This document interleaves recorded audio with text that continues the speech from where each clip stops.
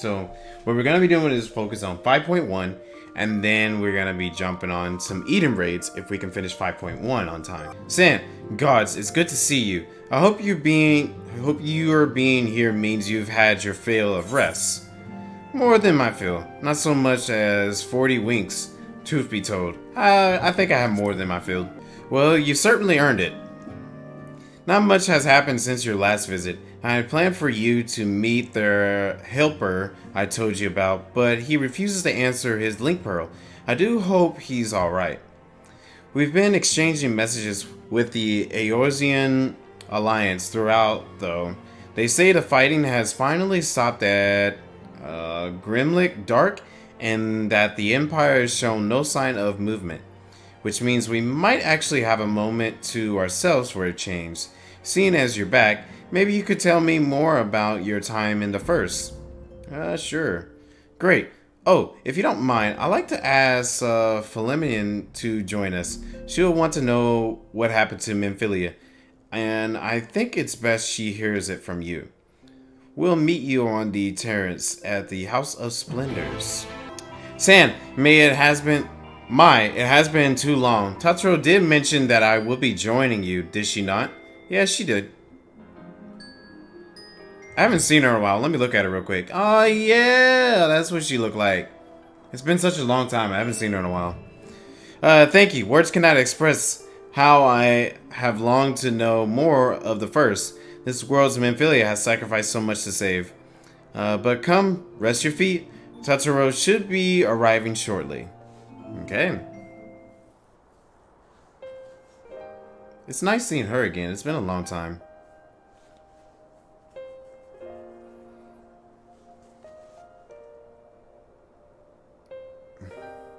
And so Memphilia chose to pass on her gifts to the next oracle? This girl who Thancred named Reen? To have such a burden thrust upon her as a child, only to embrace it when given the choice. In that respect, they are quite alike. It would seem her legacy is indeed in capable hands. San, might I ask a favor of you when next you return to the First? Tell Reen what I cannot. To tell her thank you.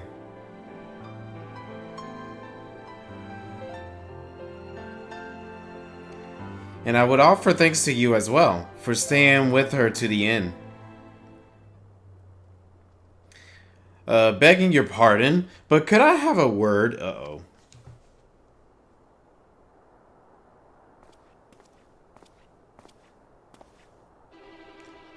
Raoul, I hope you're here to tell me you've received word from our helper.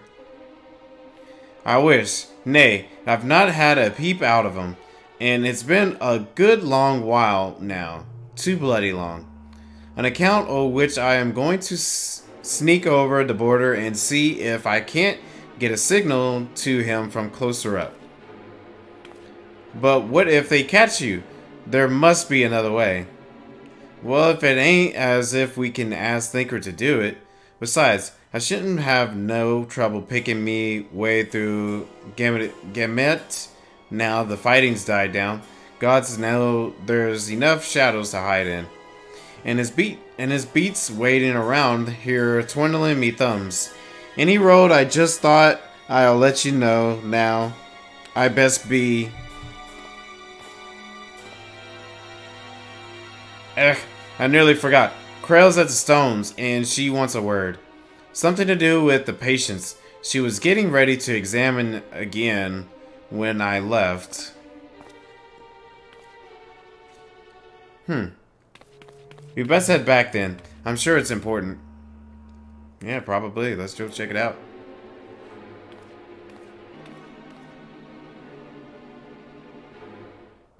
Huh, interesting. I want to talk to her a little bit more. You need to worry about me. Go and see what Corella has to say. Okay, I guess we'll get going. Okay, it seems she's still examining them. Oh, I do hope it's nothing bad. Is she examining like our Scion friends? That's what I'm probably wondering it might be.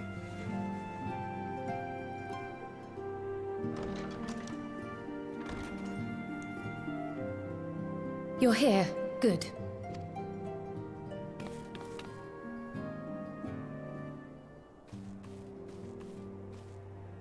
So, how are they? Still locked in slumber, but otherwise in good physical health. For the present, at least. For the present? Yeah, what do you mean? Oh no, is something wrong with them? I'm afraid there may be. Uh-oh, that's not good. I summoned you after detecting faint signs of instability in Thancred's corporeal ether. But subsequent examination suggested all 5 might be affected. And when I examined them just now, my fears were confirmed. Tellingly, the degree of instability varies between them. Thancred exhibits the most notable signs, followed by Y'shtola and Urianger. The twins' ether, meanwhile, remains relatively stable, but there is a change there too if one knows to look for it. Hold on. Isn't that the order they were called away in? Right. That makes sense. Indeed. Which leads me to believe the instability will only increase with time. So the longer they stay in the first, the more they're in danger. That's pretty much what I'm gathering right now. Though I can but speculate, I fear this may be a symptom of a weakening link between body and soul. Yep. By the gods! What happens if the link is broken? I cannot say for certain. This is all unknown territory to us. Yet whatever happens, it cannot be good. True. Mercifully, the instability is still only slight. And you may rest assured Master Matoya and I will do everything in our power to keep it from worsening. Be that as it may, it is imperative that you find a way to restore our friends' souls to their bodies. Right. Leave it to me. No rest for the righteous, eh? Nah, I think I'll say leave it to me. We'll be able to get them restored. Thank you. But where's he even supposed to start? We had the greatest minds in the realm hunting high and low for an answer, and they ran out of places to look.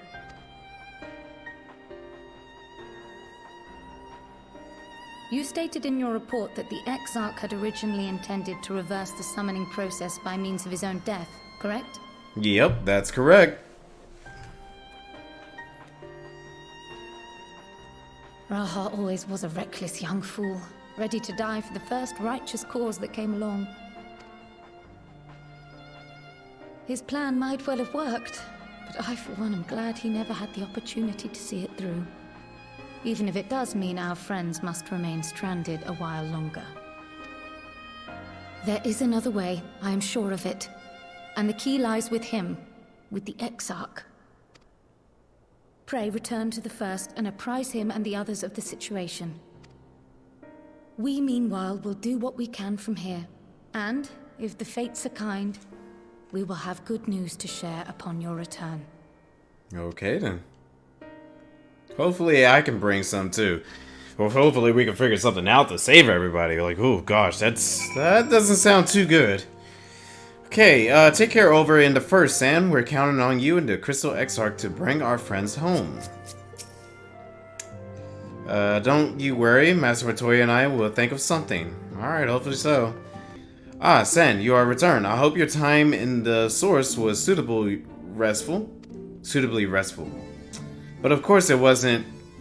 Go on. Their corporal ethers show signs of instability. By the gods, the possibility never even occurred to me. If you have returned in the hope that my research has yielded a solution, I fear you will be sorely disappointed. 'Tis but a mercy we have the likes of Mistress Krail and Master Matoya to keep our friend's body safe while we wrestle with the problem. But they cannot forestall the separation of body and soul indefinitely. Come, The others must be told. Right? Everyone needs to know about this because it's super important. Like, come on now. Guys, we really need to save you some type of way. We need you to come back. Like now.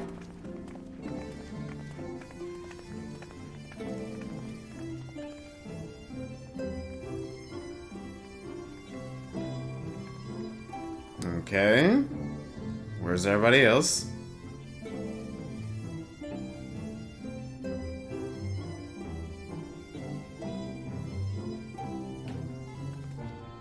It's just like, where's everybody else? They're just chatting it up right now. Okay. Well, they are coming at different places. Pray excuse my late arrival.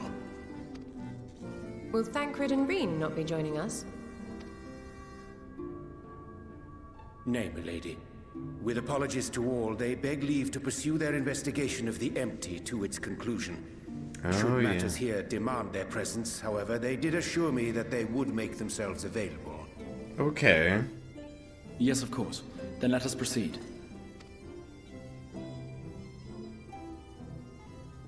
I think it best that you begin by providing a summary of Mistress Kryle's findings.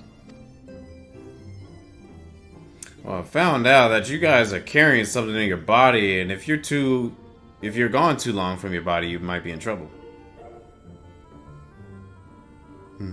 I suppose it was only to be expected that some change would occur.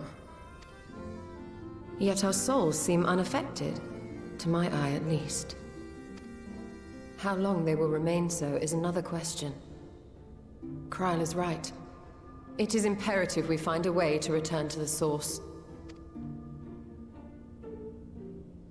Perhaps an explanation of the method by which I brought you here will yield some inspiration. Ere I begin, it must be noted that I am by no means a gifted mage. In order to employ powerful magics, I must rely upon the Crystal Tower and its boundless reservoirs of energy. The magic that summoned you was no exception.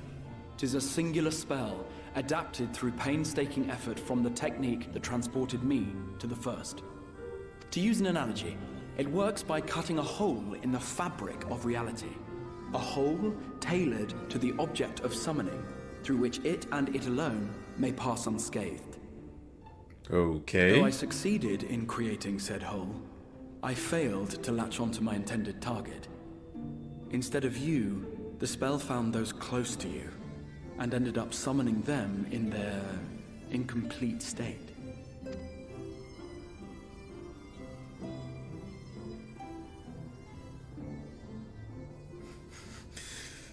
I would not soon throw my life away, not after the lengths you and yours went to save it. And so long as I breathe, I will spare no effort to see you safely home.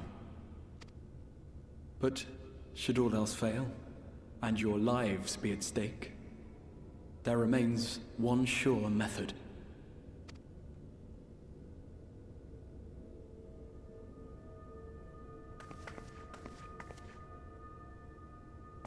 Oh!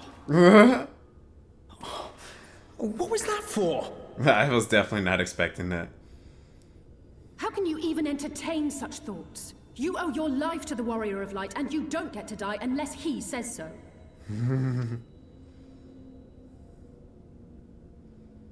Gotta Your love followers Alize. await your divine judgment. I was like, you gotta love Alize. What did you just... She's not wrong. You kind of act like it.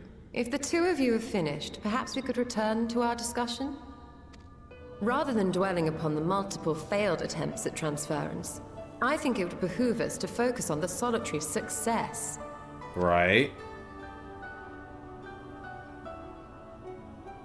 I would draw your attention to the fact that our friend can travel between worlds possessed not only of his body and soul, but his personal effects besides.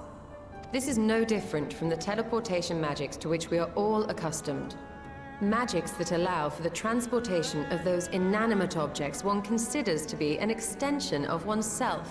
Daggone, your Stola, you are so super you smart. Suggesting simply by considering us his possessions, he could carry our souls back to the source upon his person? Yeah, but how would that even happen? Well, it would be nice if things were that simple for a change. Right. But vague notions of ownership seem a rather tenuous thing to stake our lives on. So much as a moment of doubt on his part and we'd be left floating in the rift. Milady hath the right of it. The requisite fixity of belief would be too much to ask even of our friend. Yet, were we to immure our souls within an object in his possession, mayhap then our safe passage could be assured. So, like, put yourself in like a jar or something, and I'm just spitballing. Okay. White Auracite would, I believe, serve as a suitable vessel for this purpose. Yeah. It was conceived to imprison the massy soul of an Ascian, and should house one of ours with relative ease. Ah, that is right. Okay. We would need only to ensure our soul's safe preservation inside the stone, and identify a means by which they might be transferred back unto our vacant bodies. Okay. Soul preservation and transference. I believe I know of someone who may be able to assist us. Okay, but my question is, whenever we do get back, and we have them inside the Aether Site, how will we get them into their bodies? Like, how will we transfer them? On the far shore of the source, there stands a great palace built by the elves. It was forsaken in the wake of the flood, but a certain Numo chose to make their home there soon after. Though they have long lived as a recluse, they once occupied a place of honor in Verbert's royal court, and it is said that none in all of Norvrant is more knowledgeable than they on matters of the soul. Well, I've no objection to seeking a helping hand, but if they've gone to such lengths to hide themselves away from the world, what makes you think they'd be willing to lend us one? A worthy question. Years ago, I myself tried and failed to solicit their cooperation in the battle against the Sin Eaters. No sooner had I begun to make my plea than they unleashed a swarm of their familiars upon me. Unlike me, however, you have curried favor with the Fae folk. By that merit alone, I am hopeful that they would grant you an audience. They may still be inclined to turn you away, of course, but if their knowledge might feasibly facilitate your return home, we have to try. So I gotta call my old buddy pal Faye Yule to help us out. Alright, fluff dialogue time. Let's see what everybody's got on their mind. Okay. I'm sick and tired of the Exarch's attempts at selfless sacrifice. If he suggests dying one more time, I swear I'm going to grant him his wish. Oh my gosh, you stole it for Alize. Gosh, I love this girl, dude. Alize is such a great character. Okay. The Nomau seems such a welcoming folk in Elmeg. What do you suppose could have driven this one to a life of seclusion? I don't know. I guess we'll find out. A mage of surpassing skill living a life of seclusion. Now, where have I heard that before? One can only hope they are more receptive to unsolicited visitations. So, like your master.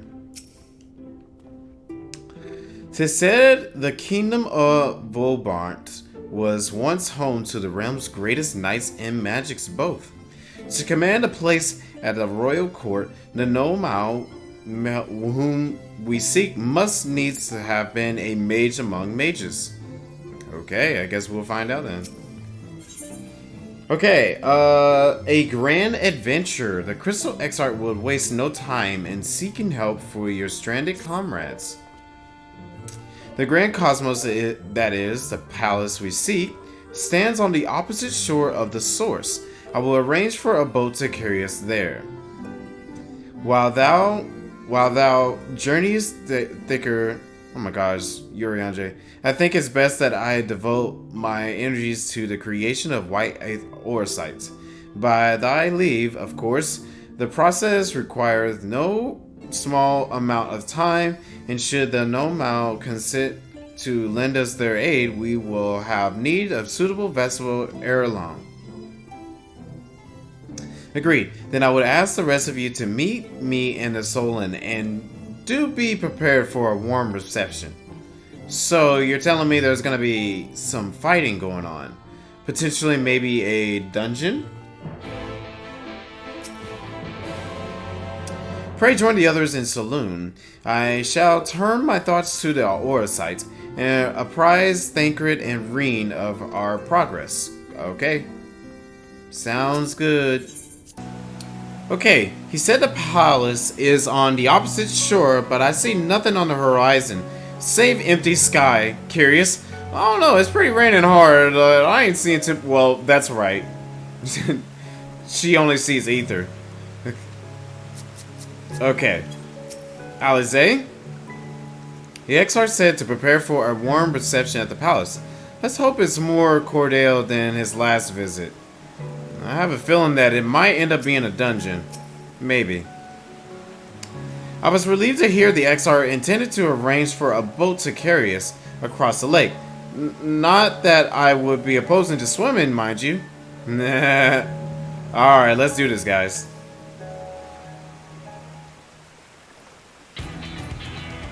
Whoa, the music. As I told you before, I scarcely set foot on the palace grounds when I was set upon by our host familiars. I expect our reception today to be no different, which is why I propose we march through the main gate, weapons drawn. Whoa, seriously? I'm sorry, but are we not here to petition for assistance? You can't honestly think barging in looking for a fight is going to persuade them. Actually, I believe the XR may have the right of it. They have no doubt poured a great deal of time and energy into their creations. Were I them, I should be most interested to meet with those who could overcome my defenses. That's what any true seeker of knowledge, and there is little we can say or do to convince them to help us, if we know nothing of their character, nor less why they chose to hide themselves from the world. But if we can seize their interests, mayhap we can earn ourselves an audience. Sounds good to me. Let's do it. Okay, weapons drawn it is then. Though I must say, XR, you certainly seem to be enjoying all of this.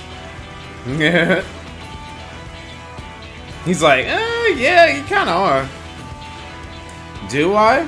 Well, I will not deny that I enjoy the thought of fighting alongside you all, rather than pacing about inside the Crystal Tower.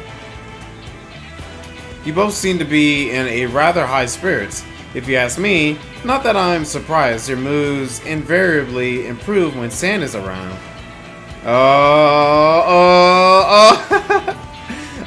What exactly are you implying? He averted a calamity, and the light which seemed destined to consume him has been extinguished. It's only natural that we be pleased to see him. Yeah, I guess, but Alize is definitely a different story. Plus, Garcia, we were close friends back then. Or at least I thought we were. Yes, well, you will have plenty of time to celebrate his good health after we finish here. Of course. Then let us proceed to the palace.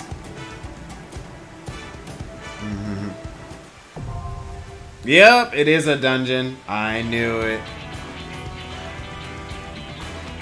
It's good to be here with you for a change. Whatever you would have me do, you need but say the word. Okay. I can't but imagine what manner of beasts keep guard here. No doubt they would afford a scant opportunity to explore the palace. A pity. Well, maybe later we will. I think we've done enough talking, don't you? We have a know-how to impress. Oh, Alize's like, I think I'm done. Okay, how long has it been since we last went on such an expedition? I cannot help but be reminded of the ruins of Scala. Alright, let's form our party. So, I'm curious, what does the Crystal Exarch do? All-rounder. So what is his all-round like? My strength is yours. Very well. You know, let's have this party in. Actually, well, wait, insufficient item level. Oh no, don't tell me that. Oh, wait. Oh, come on, dude. Cool. This is my character. Yeah, finally. Alright, cool. Let's get going then. Okay. Very well. I am gonna go with this party and see how we can do it. Okay. Let's do it. I wonder what the theme is like here. You know, I always gotta check for the themes and all that. And it looks like we're... Oh yeah, they did say palace. I was like, is this like a castle or something we're going in?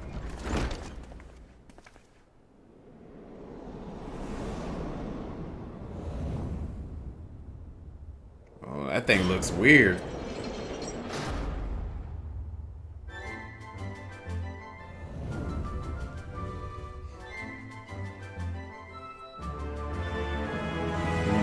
Okay, let's do this. Oh, I turned it off. Alright, here we go. I'm definitely not gonna get any XP here because, you know. Should you value your lives, you would quit this place at once. Now be gone with you. Well, I say we're off to a fine start. Okay. Well, from ageless sleep, I bid thee rise. Whoa. Give me a second, guys. Oh, it's the theme outside. Yeah, okay, I get it. Dun, dun, dun, dun, dun. I want to look at these guys real quick. Whoa, these guys look pretty cool looking. Alright. Oh, so the Crystal Exarch, he's just a black mage like your Stola. Could have kept your Stola in. Oh well. Alright, let's get going.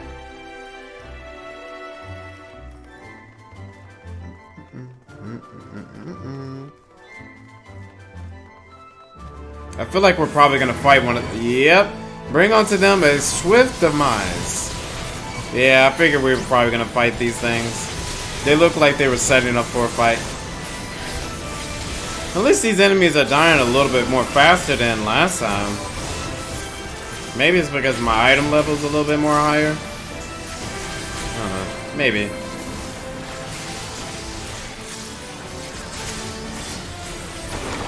Yep, there we go. Whoa, is that a broom? Hey, it's just like Masturbatoria. Look how they make a mess of my floor. Swish and flick. Do these brooms not remind you of Masturbatoria? Yeah, I was thinking the exact same thing. Now I really wish I had your Stola in the party. Swish, swish, swish. Cross of Blades. I had a feeling that some weapons might come to life. Alright, let's get this over with. Let me put this down. Try to get more damage done because these guys are really tanky. You know, when I added Garatia or the Crystal Exarch to the party, I was kind of hoping he would have been back to being a bard. You know, kind of like a callback to what he was at first, but I guess they're gonna keep him as an all-arounder or mage-like. If I must. Okay.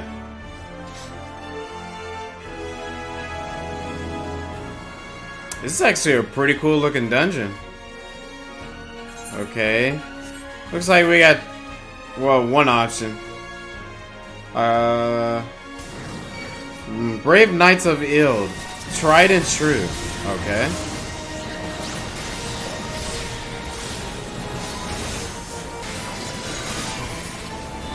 Alright, we got one of them down. Hey. Alright, almost done. And he's down. Cool. Okay, it looks like we got our first mini-boss. If you insist on making a mess of my palace, then you leave me with no choice. Oh dear, they don't yet seem inclined to talk. Well, it was your idea to brandish blades at the door. That's cute. Alright, let's do it.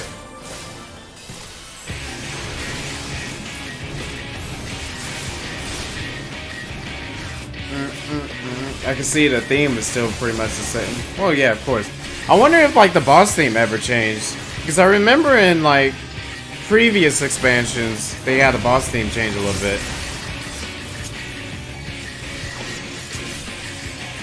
Come, my lovelies. There's filth that wants for cleaning. Okay.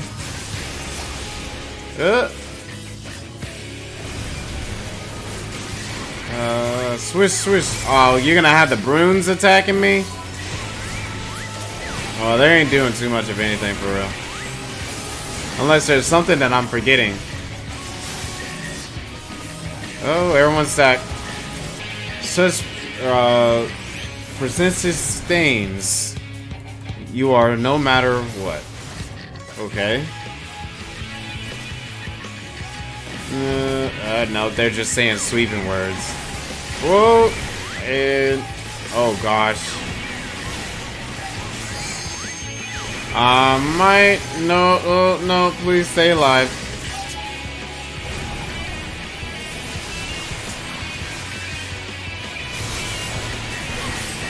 Okay, come on, try to focus here.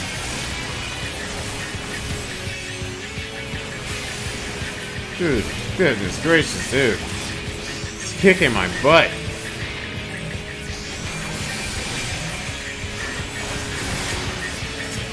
Okay. I just can't believe he's using his brooms to attack us. That's weird.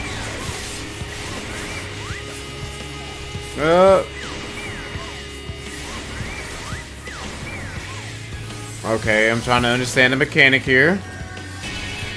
Almost got him. And bam. First time. Unsufferable to a lot of you. I was spared. Oh, hold on now. Y'all all going too fast. Let me read that dialogue real quick. I will spare you, but only this once. Now leave me be. Crystal Exarch. I doubt they will be quite so affordable with next we meet. Any chance to pique their curiosity then? Yeah, maybe. Any good treasure? Maybe. Check it out later. Still, you press onward. How foolish. Wow, this place looks beautiful. Wow. Alfano, it's beautiful. Right, it is. Do we just jump from here? Nope. Oh, we'd make our way around. Wow, this place is actually... I'm loving the dungeons. With wings of dreams, I bar thy path. The dungeons in this expansion has been great. You know, one of these days we're gonna end up being, doing pools like crazy with these. I just know it. And there we go. Done. Whew. You know, I kind of just wish that our party members can do more damage. Okay, I conjure forth the Garden's Wrath. Oh, gosh. Alright, just one left. Come on.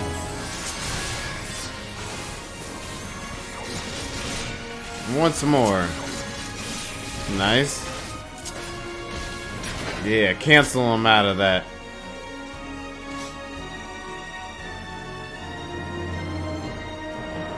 Is that gonna come to life? Yep, I knew it. Oh yeah, there's new dialogue down here, he said. Hold them fast with thorn and thine. And vine.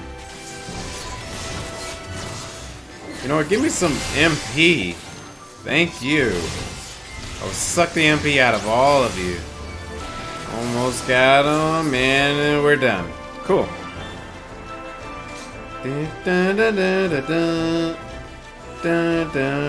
This place is so beautiful. Look at it to embrace their souls. To death embrace their souls, I meant. I was trying to go with the beat of the song. And that didn't go so well. I definitely think at some point they will probably update the trust system to make it so much stronger to defeat enemies. Hopefully that is really the case. It would definitely be much more better for our allies to do more damage.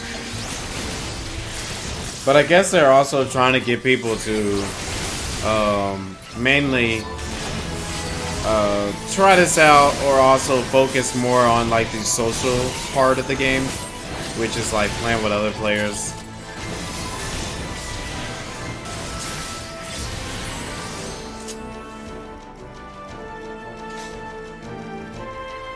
Oh, we got another boss, and that boss, Lillian Sith. This is cretins that are. Is there no end to these creatures? If they think if a few plants can slow us down, they're surely mistaken. Okay. Well, let's do it.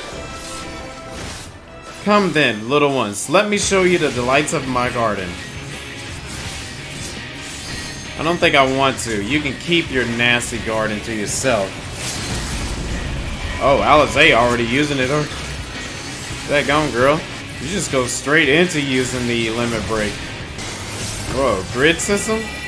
It's time to come and play, my children. Hearken to my melody. Oh, wait. I need to get him out of the... There we go. I saw them carrying the seeds, so I was like, oh, I gotta move the seeds. Okay, cool. Yeah, they aren't live now.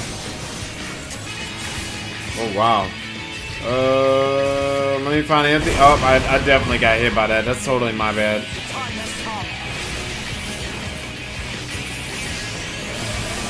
But I avoided that one.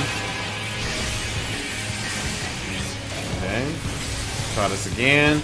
I need more MP.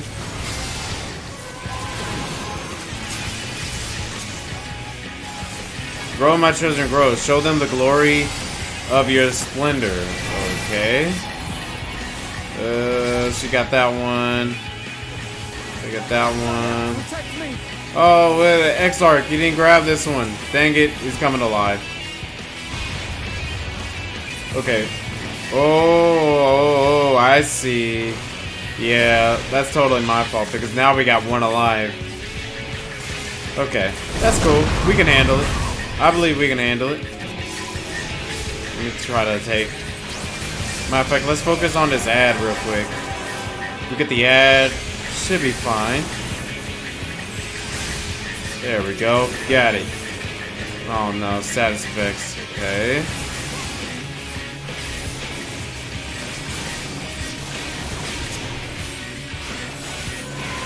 Okay, I can sit that down again. Let's try to summon him out. I'm gonna need some assistance. Maybe some MP.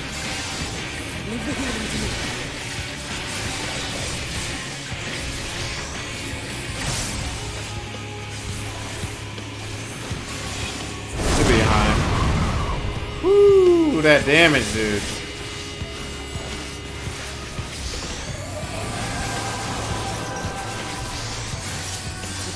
I mean, right now I'm pretty much at the highest I can go for current moment. But I'll get more items and stuff later. Grow my children? Oh yeah, same thing. And we already beat her, so whatever. I still bloom again. If we dried these leaves, perhaps we could use them for tea. Alizé, why are you like this? That's funny. That was actually pretty nice right there. The garden is ruined. Ruined. Mark my words, you will pay for this. I summon thieves, the flesh of the stone. Okay. Seems just like one regular stone beast to me, so we can take it out. Nice. Alright, let's get going. Sweet, sweet, sweet.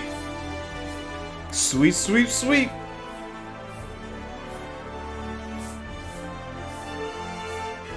This is a cool looking door. And it doesn't open. Okay. Oh, here's a treasure.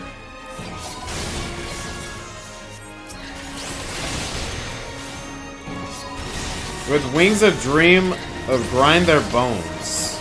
Okay.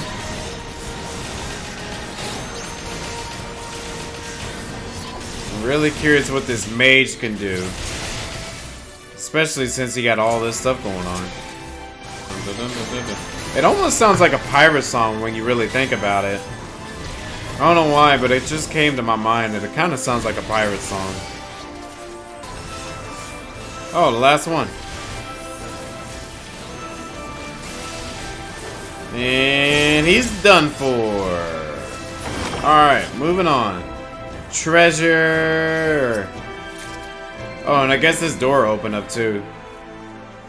Why do you persist? Why will you not leave me be? Well, it's because we need your assistance, man. Be welcome, good sir. My compliments to the chef. Welcome to they're pretty much saying the same thing. There's like ghosts here. Weird. I guess those are like the passing souls who once lived here. Oh, come now, Alfano. Wait. Gas. Ghosts. Oh, come now, Alfano. Don't be silly. Oh, that's so silly. Knights Immortal, heed my call. Oh, snap. It's Argos. I love that moment with Alfano and Alizé where they were looking at the dinner table and they saw the ghost. That was actually pretty cool.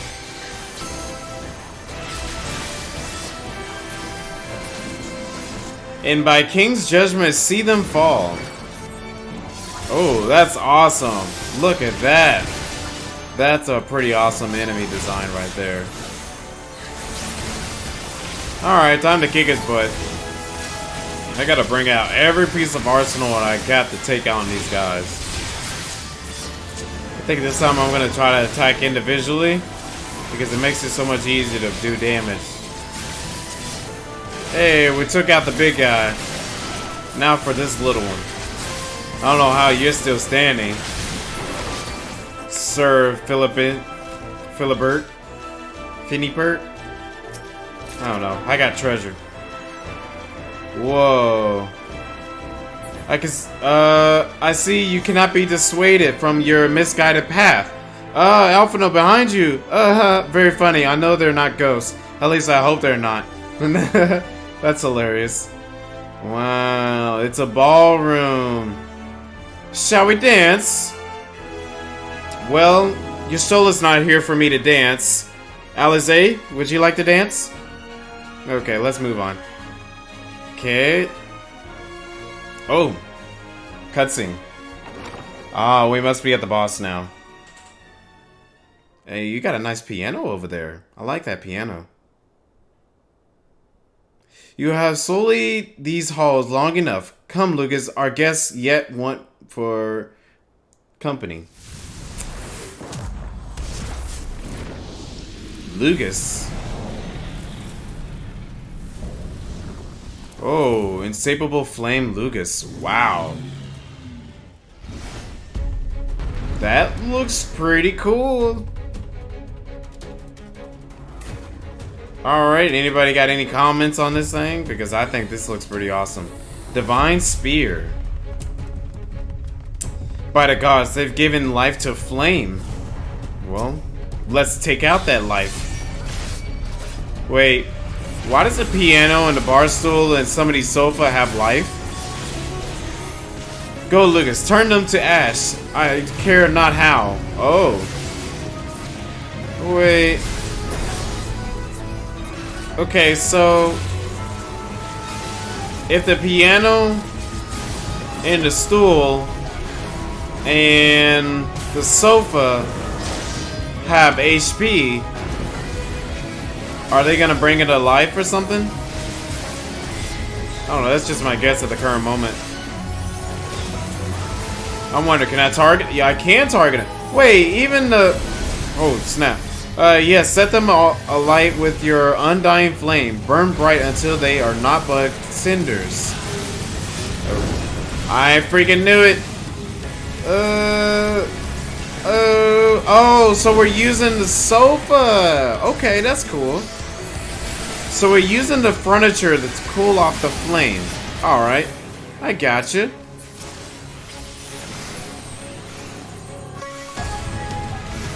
Alizé, I think it's supposed to walk away from that. Yeah, there you go. Hang on, Assaulted Earth is already gone. Okay, there goes more furniture. So that means he's gonna catch us on fire pretty soon. Oh no, did I catch that on fire by accident? Ah, I think I did. Daggone it. Well, I call dibs on the curtain. You can have that one. There we go. I wonder what it, yeah, it just shows the outside a little bit.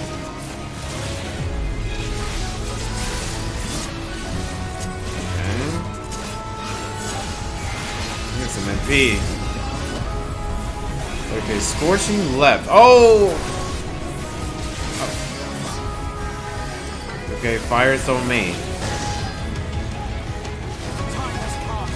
Blue flame after this.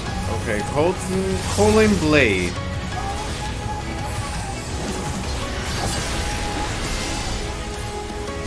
I would say this is actually a pretty cool fight right here. Pretty cool boss fight.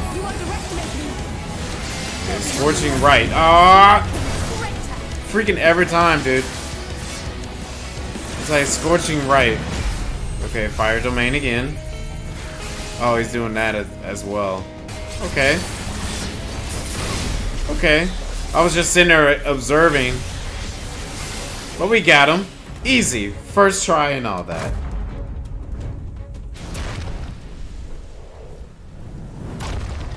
That was a pretty cool boss fight. I've been really enjoying a lot of the Shadowbringers dungeons and boss fights. They've been so good. You know you stole the game. Sorry, girl. You can get in the next one whenever we play it again. Okay, I want to hear what everyone's got to say. We best leave the negotiations to Alfano and the Exarch. Phew, I'm glad that would be over and done with. Now they have little choice but to hear our plea. Perhaps we now have afforded ourselves an audience. Is those burn marks on the side? Yeah, a little bit. Alright, let's check out our reward, and then it's negotiation time.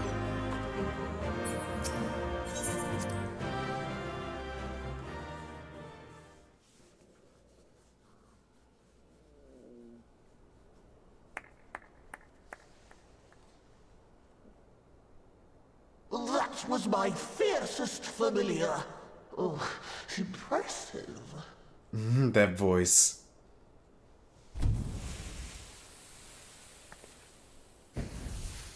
And then of course he turns into a small one.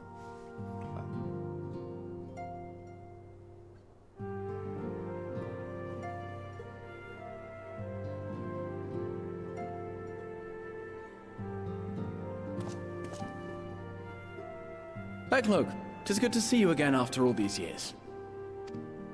And judging by your vigorous greeting, I dare say the feeling is mutual. To be sure, a simple shake of the hand would have sufficed by way of welcome, but I shan't complain. But you must be wondering as to the purpose of our visit. We come to beg your assistance in a most urgent matter. Shake? Beg? Oh, his voice is completely different now. Our comrades' very souls are in danger. If we are to save them, we will need the benefit of your unsurpassed knowledge on the matter. Please, will you not sit and hear our plea? Oh, how dare you! How dare you speak thus in my presence! It was to escape such words of temptation that I hid myself from the world of men. Oh, goodness gracious. Are sinners, one and all, and I swore never again to have any part in your affairs. I can only imagine what terrible events forced you into a life of seclusion. But I know that the Nummo are a good and noble folk. It is not in your nature to turn a blind eye to the plight of those around you. And in treating with us, I am certain whatever mistrust you feel for man will begin to heal. I sure hope so. Man. Well, yeah, they are pretty nice people. Whoa, what are you doing, buddy? You up for a round 2?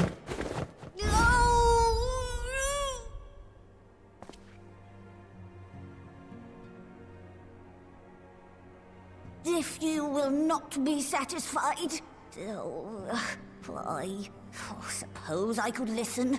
After all, there's no harm in just... No, I mustn't. Not again. That damn court mage seemed to have the best of intentions too, and countless innocents died for my naivety. Oh, you know not what you ask of me. What horrors my knowledge has wrought.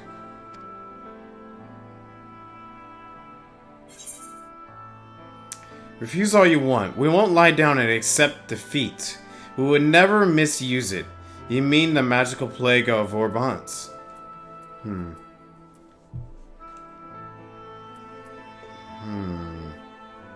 Let's go with the last one.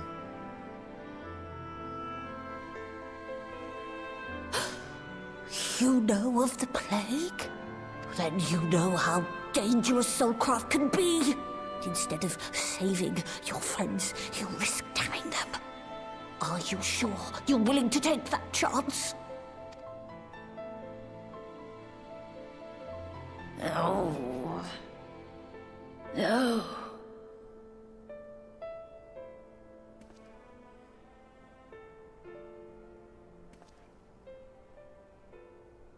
Oh, very well. I will hear your petition, but that is all. And I expect fitting payment for my troubles. Okay, what do you want? Commensurate with your contribution to our cause. No more and no less, I promise you. With that settled, might I impose upon you to join us at the Crystarium? I'm afraid the nature of my friend's predicament calls for absolute secrecy. Yeah, I'm pretty sure he'll like that because he doesn't want any involvement with the world. And he's actually cooperating with it. Interesting. Okay, Alfano. Did that guy just jump from the sky? Okay, whatever.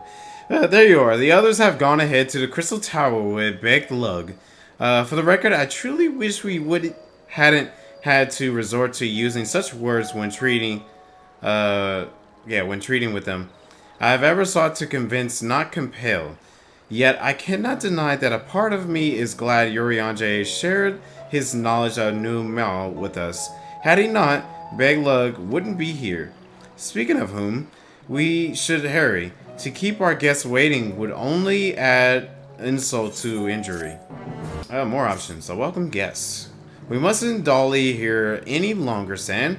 If Beglug is to hear the truth of our travails, and the first, you of all people should be present.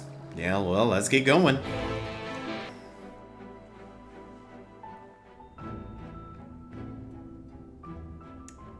Okay. I wonder if Thancred and Rena is going to be here this time.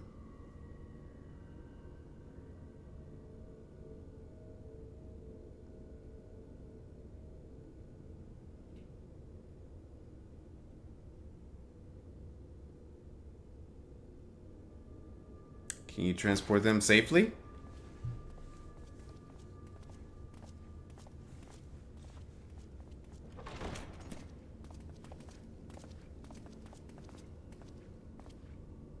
I'm sorry. You mean to tell me not only that the return of night was your doing, but that you hail from another world as well? Yep, pretty much. Everything we told you, of the source, the shards, the 7 umbral calamities, all of it is true. I realize how fantastical it sounds, and I would not blame you for doubting our testimony. But given your expertise, you must surely have noted the peculiar nature of their souls. Any other time and I would have dismissed your stories as balderdash and flummery. But upon closer inspection, 'tis plain their souls are far denser than is normal, and that they do not possess true bodies. Save you. Your body is your own. It's because I was the only one that was able to travel with my body. And your soul is the densest of them all.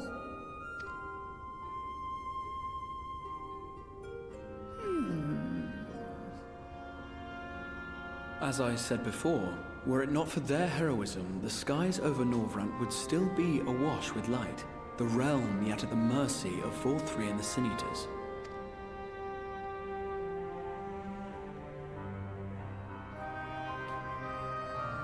After all they have done for our home, seeing them safely back to their own, it seems the very least we can do.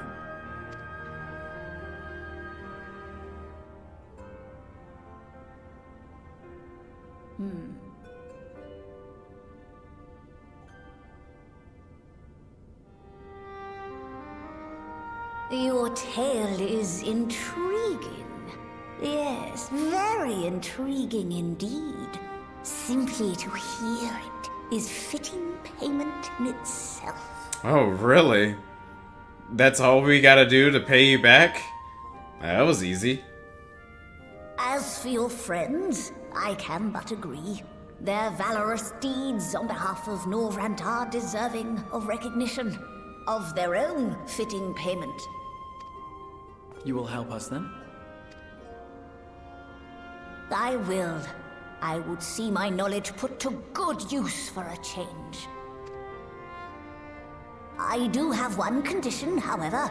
I am not the spry young Numo I once was.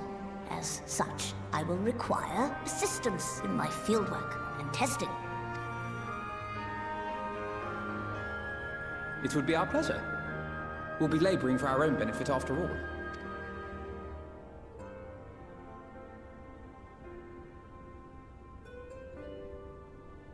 Cool. That was really easy. We didn't even have to convince him too much. I mean, we did a little bit. But we didn't have to even pay him either. Easy money. Alright. Big Luke has a fine eye, though we have yet to begin. I rather think the Exarch was right to call on them. I sometimes forget we're not truly here in the first. It will be good to be whole again, right? Did you happen to notice the magic brooms strewn about the grand cosmos? Uncanny. Yeah, it kind of reminds you of Master Matoy's brooms. Fortunately for us, Begluke is of a mind to see you and your fellow Scions justly compensated for your efforts. And I appreciate it.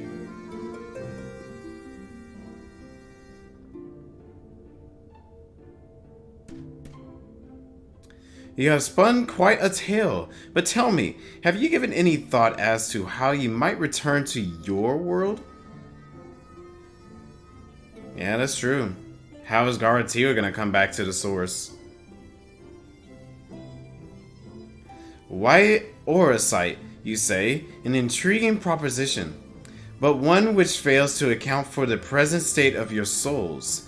They have become highly charged, likely as a consequence of having maintained tangible forms for so long.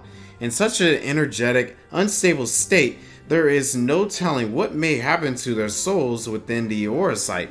They could very well become immutable to transference, never to be restored to their bodies. Then would it be possible to force our souls into a state of dormancy prior to transference? In theory, yes, but the soul is not a candle to be snuffed out and relit on a whim. Well, that sounds ominous. What exactly would rendering our souls dormant entail? In order to maintain a corporal form, your souls constantly draw aether from your surroundings. This process must be halted, and the resulting surfeit of aether removed, your minds would ultimately be separated from these flux bodies of yours, rendering you incapable of interacting with the world around you. A cruel fate under normal circumstances, but one which will be rectified upon your return home. Leaving lifeless huts like those poor souls at the inn at Journey's Head, corrupted by the Sin Eaters, they either might stagnate by the light. Corrupted, stagnant. Might I see these unfortunate individuals? Why, do you think you might be able to help them? I might, or I might not, but I shan't know for sure until I've seen their condition firsthand. Then I will be glad to take you to them, on the understanding that you won't do anything which might increase their suffering. It was my faith in man I lost, not my compassion. Well, I see no need for all of us to accompany you. While you escort our guests to the inn, I will assist Urianger in creating the required aura site. I believe my talents would be better applied to the endeavor as well. Might I leave the three of you to assist Beg Lug as necessary? Yeah, sure, go for it. Let us make for Amareg then.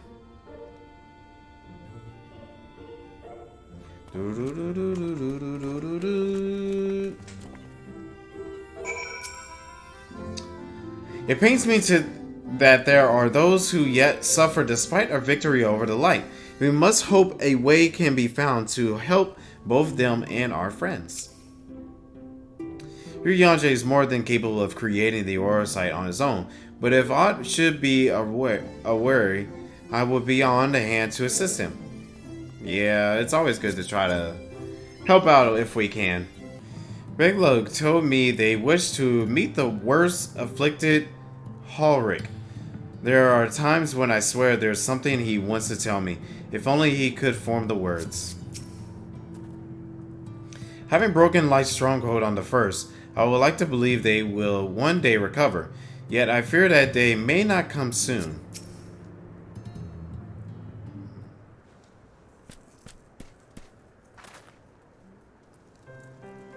So this is Halric, is it? Yes, his etheric balance leans perilously towards the light, towards stasis. What do you suppose will happen to him? Not too bright, are you, boy? The same as all poor souls corrupted by the light. He will become a Sin Eater. You don't know that. We defeated the Wardens and banished the light from the night sky. Halric was completely unresponsible before, but now... Mumble. Then perhaps there is yet hope, If I may, there is a treatment I wish to administer to the patients. What sort of treatment? In the course of my studies of the soul, I once created a tunic which could temporarily stimulate the ether in one's body. After some refinement, it came to be used by the Knights of Vauban. Then, for far darker purposes, lest it fall into the wrong hands, I swore never again to make it. But for their sakes, I will break that oath. You've been breaking a lot of oaths, man. It's not like to reverse the stagnation, mind you, but it would offer some measure of relief. Now then, have you noted any change of the patients? A notable rise in body temperature and increased motor function, in most of the patients at least. The more severely afflicted showed no response. Yeah, I got the same thing. As I feared then, it's true that with the restoration of the night, The corrupting influence of the light will no longer grow, and yes, their bodies will naturally return to the equilibrium given time. But this holds true only for their corporal ether. Their incorporeal ether, that of the soul, is not so easily mended. Which is why those in the later stages of corruption, like Ulrich, appear unafflicted by your tunic. Precisely. Well, we tried, buddy. The boy's soul is too far gone, his mind held together by the finest of threads. There's a chance he may one day recover, of course, but it could take years, decades even. By the gods, he could wait to find himself an old man. A fine reward for his persistence, the opportunity to mourn the life he'd never had a chance to live. No, there must be something we can do. Look, I realize this is not why we petitioned your aid, but do you think it's possible we can find a way to hasten their recovery? Maybe. Nor do I think it's possible that in treating them, we might learn something of relevance to your own predicament. Corporal and incorporeal ether. I confess I've never had a cause to make this distinction. Did they just say what I think they said? Might there really be a way to help Ulrich and the others? Help ourselves in the process? Yeah, maybe. Wouldn't that be great? Good for the soul.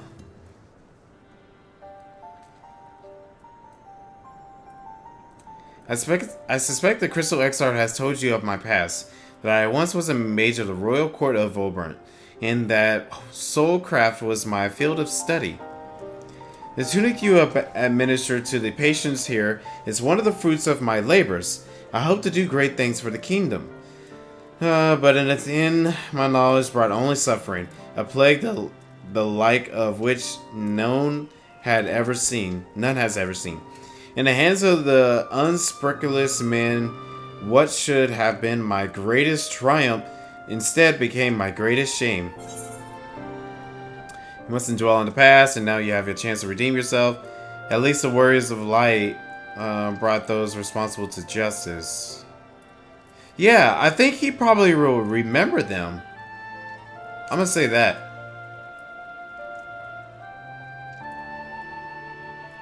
Aye, they did. I shudder to think that what might have happened if they had not.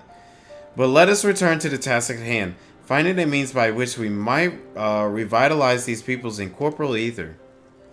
Do you think it be done? Were the skies still ablaze with primordial light, I will call it an exercise in frugality. But, excuse me, but now we may have a chance. The method I have in mind will entail the conjuring of a familiar. They are able to amplify the energies poured into them, making them the perfect conduit for ether revitalizing magic we will ultimately employ. If you're about to launch into a lengthy explanation of the metaphysics of your plan, don't bother. I'd rather get on with doing whatever it is that needs to be done if it's all the same with you. Whatever regents must be procured or spells invoked, I'll do it. Alright, well, let's do it. I admire your spirit. Very well, your first task will be to gather the necessary materials, the purest of waters and the finest of clays, as well as Fey lantern brimming with pixie magic. If you convince the resulting familiar could help the patients, fine. Alfano, the water and clay will be simple enough, but I think you know what we'll have to do to get the lantern. You don't mean... The pixies took quite a liking to us before. If we humor them with our company, I'm sure they'll be willing to help us. Fine, we'll pay a visit to El Meg. Though I never thought you would be the one to suggest going back there. I'm impressed you've been there at all, let alone befriended the Fey folk. Oh, while you're about it, seek out the new Mao of Play Ini. They will be able to supply you with water suitable for our needs. Right, let's get this over with, shall we? Let's do it. There still remains the matter of the clay. Might I prevail upon you to find it? Yeah, sure. Clay from Amareg would likely be best. Know you of anyone who might be able to assist us?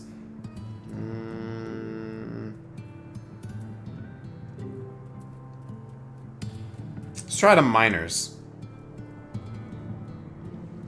Ah yes, that would be able to point you in the right direction, I am sure. While you and the twins are occupied, I will see if there are else I can learn of the stagnation which inflicts the people here. Alright, Magnus. Good to see you again, man.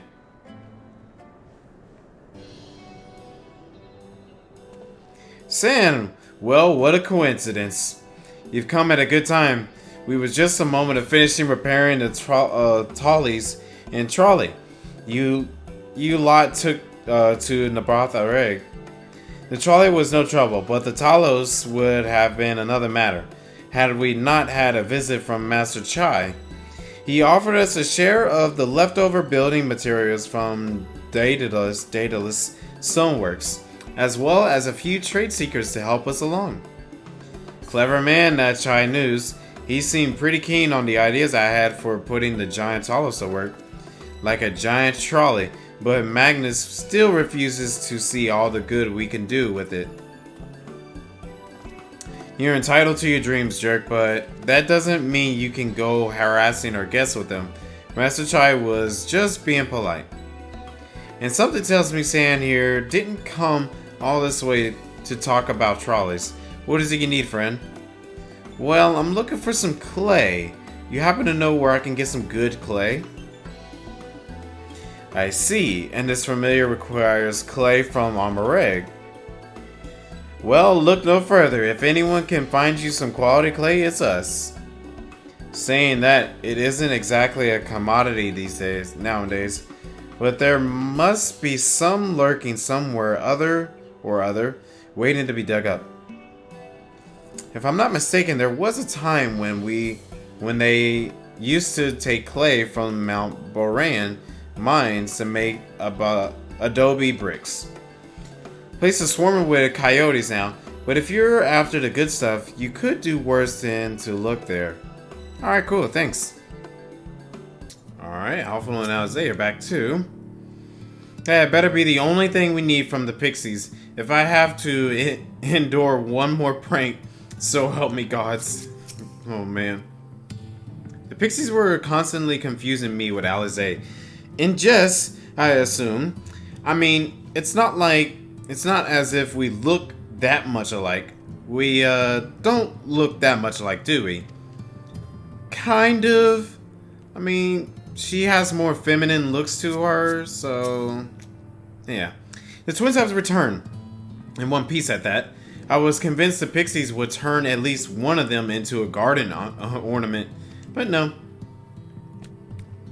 Oh, their expressions. Okay, you have the clay, I take it? Yep, right here.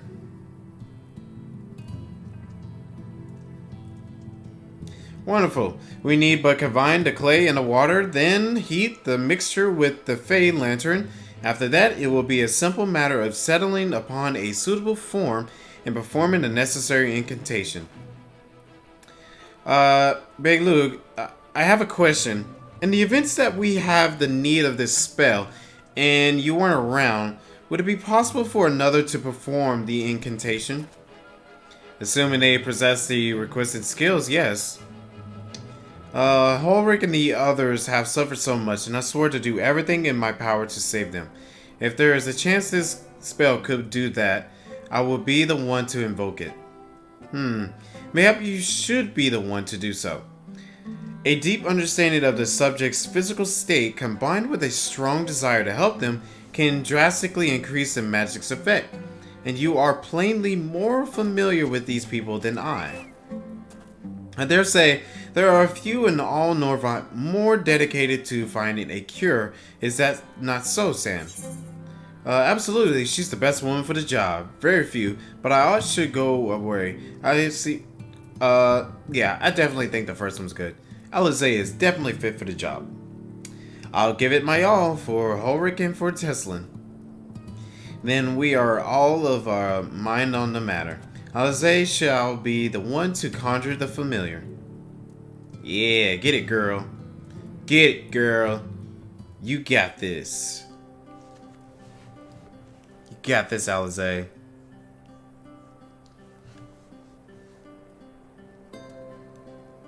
Let us begin. I trust you've prepared the clay?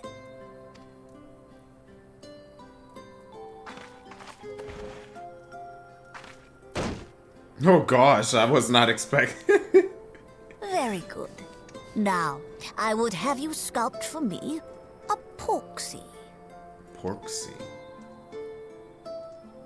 Plump, with floppy ears and a short curly tail. Okay. A porksy. I think I know what you mean.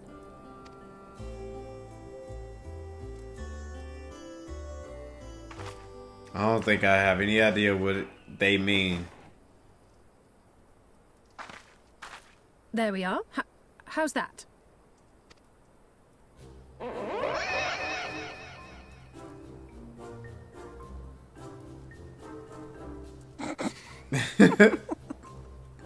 Well, it is certainly creative. There's no denying that. Oh man. Yes, I'm no artist. Very funny. Yeah, we know Alfano's the artist. Pay him no mind, child. Though it may look like a grotesque parody of reality, it is what the invoker believes that matters. Ah. You're not helping. But I speak the truth. If successful, this incantation will turn imagination into reality. Which is why the only thing of import is what you believe this figure embodies. You must focus. Hold the Porksy's image steady in your mind's eye.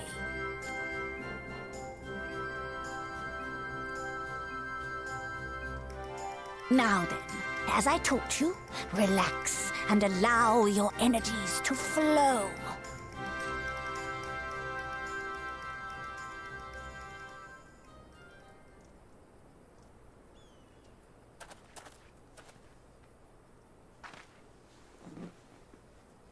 With flesh of clay I bid thee rise, on wings of dreams to touch the skies. What once was idle fantasy, I call forth to reality.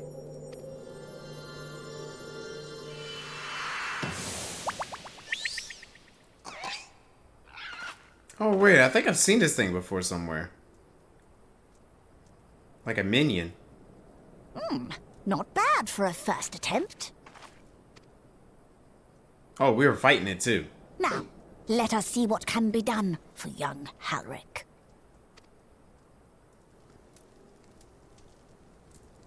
I love how these cutscenes are a lot more animated.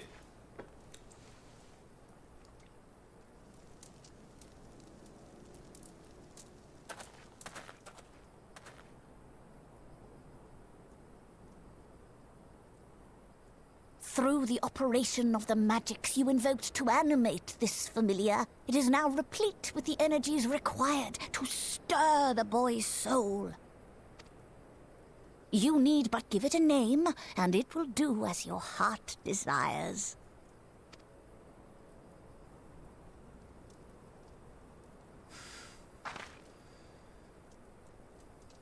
A name.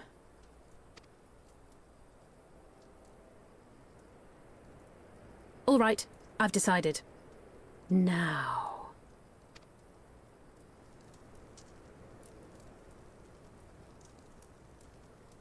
Go, Angelo!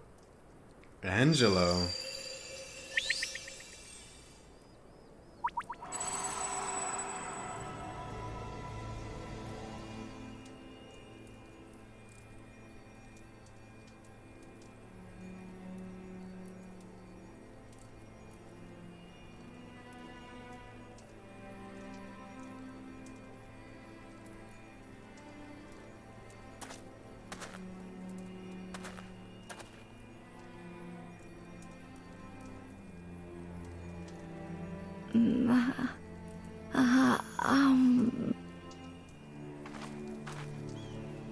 Still he mumbles.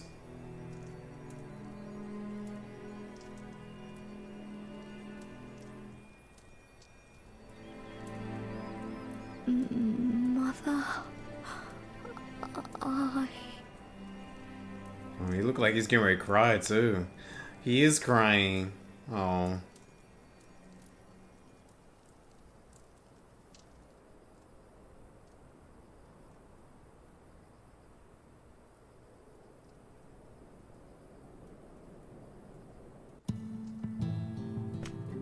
Wow. That was a really good cutscene. Alright. The girl's resolve is quite impressive. One might almost think she drew strength from another. Really. By the 12, though it was only for a moment he spoke, there may yet be hope for these people. Yeah. Let's see if he says anything else. He just says mother. Oh, I know Alizé is extremely happy right now. How is he, Beglu? Did it work? I believe it did. You and your fledgling familiar has done well. If my eyes do not deceive, a hint of color has returned to his soul. Gods, I would jump for joy if I weren't so exhausted. We're so close now, Ulrich. As you are even now in the process of discovering this magic as much of the Invoker, what you may not have realized is that the same is also true of the subject. As such, we must proceed with caution. However, with further treatment, I have the utmost confidence the boy will make a full recovery. Observing the reanimation of his stagnant soul has been most enlightening. I would need time to put my theories to the proof, but I believe I can fashion a spell to produce the opposite effect, that is, to induce stagnation, thus enabling our safe transport back to the source via Aurosite. A thought occurred to me about this treatment. Luke said when the soul is rendered dormant, the mind is separated from the body, that a person becomes incapable of interacting with the world around them. Does that not sound a lot like some of the tempered back in the source? Not really. It is the fate of most tempered to become slaves to primals, save in a handful of cases, or am I missing something? If I can master this technique, the art of revitalizing the soul, I know of at least one in the source who could desperately use such treatment. Oh yeah! That little goblin looking thing. Gabu. Exactly. His condition is uncannily similar to Ulrich, is it not? The only difference being that his soul was suffused with the herb's expected ether instead of light. It follows that if his soul is subject to a similar kind of stagnation, there may be a chance we could save him, right? Forgive me, but who is this Gabu fellow of whom you speak? Oh, it's just a friend of hers back in the source. I see. His condition does sound similar, yet there is much and more about the soul that remains unknown even to me. I say this not to discourage you, you understand, but to remind you that this is a delicate work we do here. What work requiring patience, correct? Of course, and as long as there is hope for the patients here, I will devote whatever time is needed to see this through. But I refuse to spend that time in idleness. If it's all the same to you, I'd like to stay here with Angelo and continue with their treatment. The two of you should continue to the Crystarium with Baglug and see if you can't make some headway with their newly posted theories. I would tell you the rest first, but I see you're not to be convinced. The fire of youth. Let's return to the Crystarium then. Finally, I found you. Oh. Hey. Kaishir, what are you doing all the way out here? There's trouble back in Yulmore. Lady Chai's beside herself, sighing, pacing, the whole lot. Near enough begged me to go find you. Oh, what's going on? Sighing and pacing, you say? It must be urgent. I take it will be returning to the Crystarium alone. Go on then. It's not as if I have anything for you to do. Oh, thank you, Beilug. You gonna be okay going back by yourself, buddy? I guess so. Sorry for bothering you all that, but she says the future of Yulmore is at stake. Wait, what?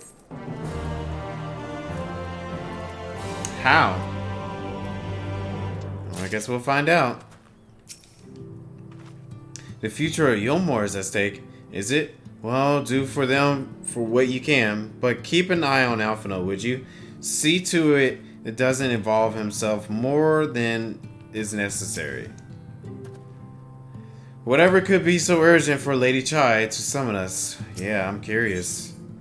Nowhere to turn. Okay. Lady Chai up in the Prowler. Best not keep her waiting, eh? Alright, well, let's get going then. Alright, let's get right to it. Alfano.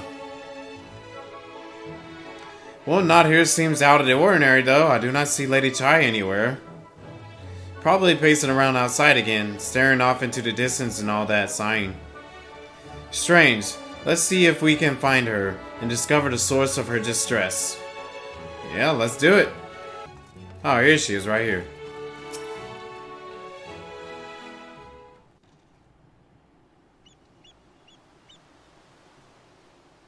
What's going on?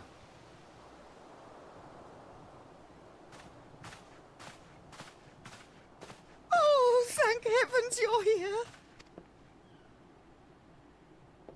Lady Chai, whatever is the matter? I knew not where else to turn. Oh, this is all too much for my poor heart to bear alone. Alone?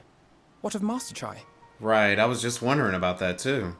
But that is the very reason I summoned you. He's gone. What? What happened? Right. It all began after the events at Mount Gulg.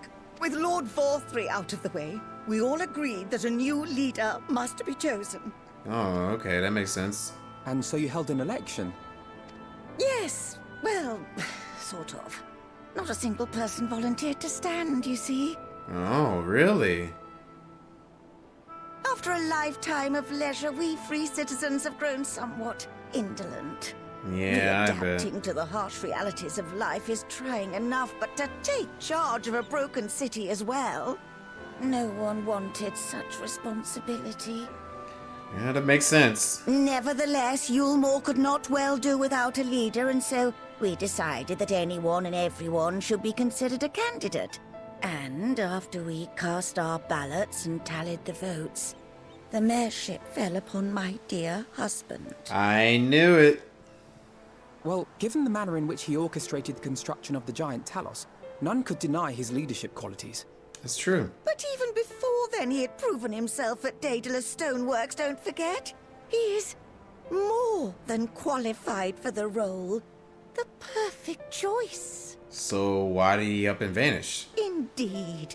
I told him as much when his victory was first announced. But perhaps I was too forceful in my attempt to encourage him. For shortly after that, he vanished without a word. Dim, fade, vanish. Oh, okay, sorry. I wonder what happened.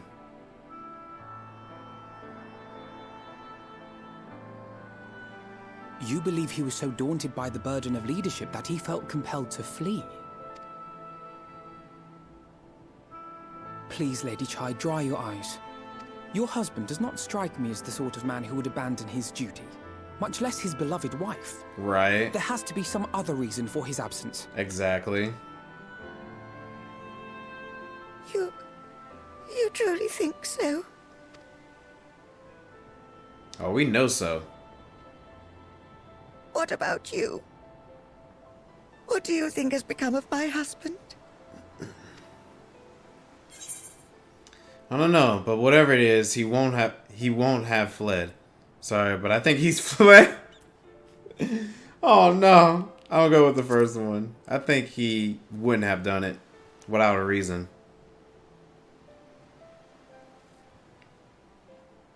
And there you have it, Lady Chai. You needn't worry. Master Chai loves you more than all the world, and he will return. Wherever he may have gone, rest assured we will find him.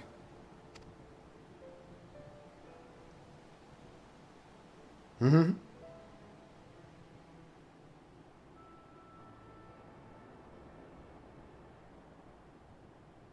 Thank you, my dear boy. You have set my mind at ease. I will trust in my husband and await his return.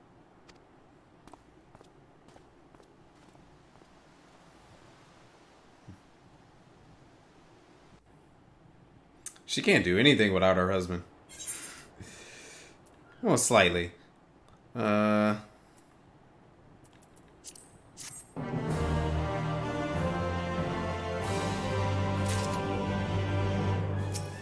Alright, Alfano, what are you thinking, man?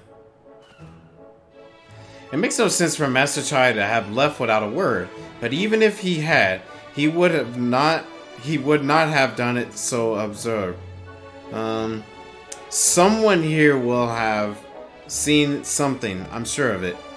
We should split up and inquire as to whether anyone saw him leave, or failing that, if they have any idea where he might have gone, I will meet you at the Glory Gate to compare notes later on. Moen? Master Chai, well yes, I spoke with him recently, though I recall he was in a rather dour mood, concerned about Yolmar's neglect of industry, you see. With Lord Votri apparently in exhausting stores of great no need for money, so one of our businesses were all but forgotten under his rule. Master Chai, but the Banquet of Splinters will do all that it can to contribute to the revival of trade here in Yolmor, which seems to satisfy him. Took his leave as soon as after. Okay. That's some information. During my off time, I'll do some Blue Quest stuff. Or unless we just happen to have, like, some time. Alright, I guess we'll just go and report to Alfano. So there he is.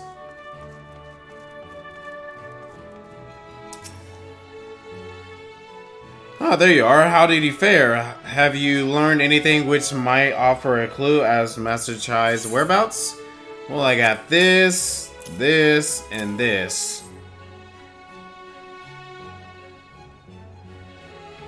Interesting. He apparently paid a visit to Queen Bee as well. They discussed the probability of granting admission to customers from outside Yulmore, an idea which the perpetrator was surprisingly receptive. Sounds like he's got a big plans for the place. Yulmore, I mean, not the bee. Perhaps, but the question remains, where did he go after leaving the city? That is true. All we know for certain is that Master Chai has shown great concern not only for Yulmore but its surrounding settlements. It seems logical that having consulted those within the city walls, he would wish to do the same to those without. Saying if you would go and make inquiries and write, I shall do likewise in the Still-Tide. Gatetown, I leave to you, Kaishir. Fair enough. Where should we meet when we're finished? Well, Top Rug would seem to me to be his next most likely destination. Let us reconvene there. With any luck, one of us will have stumbled upon him by then, but if not, we will be well situated to continue our search. Okay. No, the name doesn't ring any bells, but there was a rather damper looking minstrel gentleman here not long ago. He wanted to talk about relations between Wright and Yulmore, or rather the lack of them.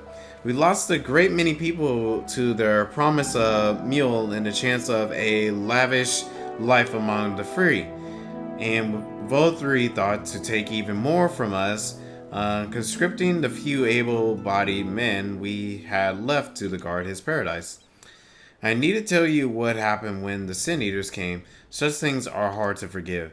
With Volturi gone now, we're curious to see what will become of Yulmore in his absence. That's what I told your friend. Try news, was it? And I'm sure the others said the same.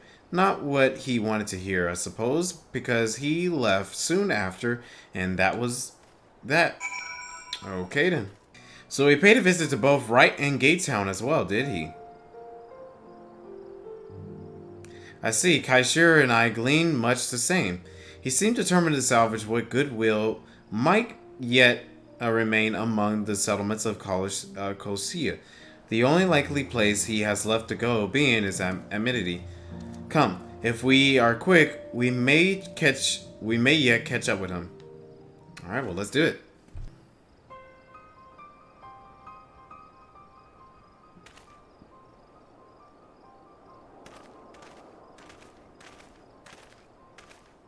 San, Alfano, Kaishir, what are you doing here?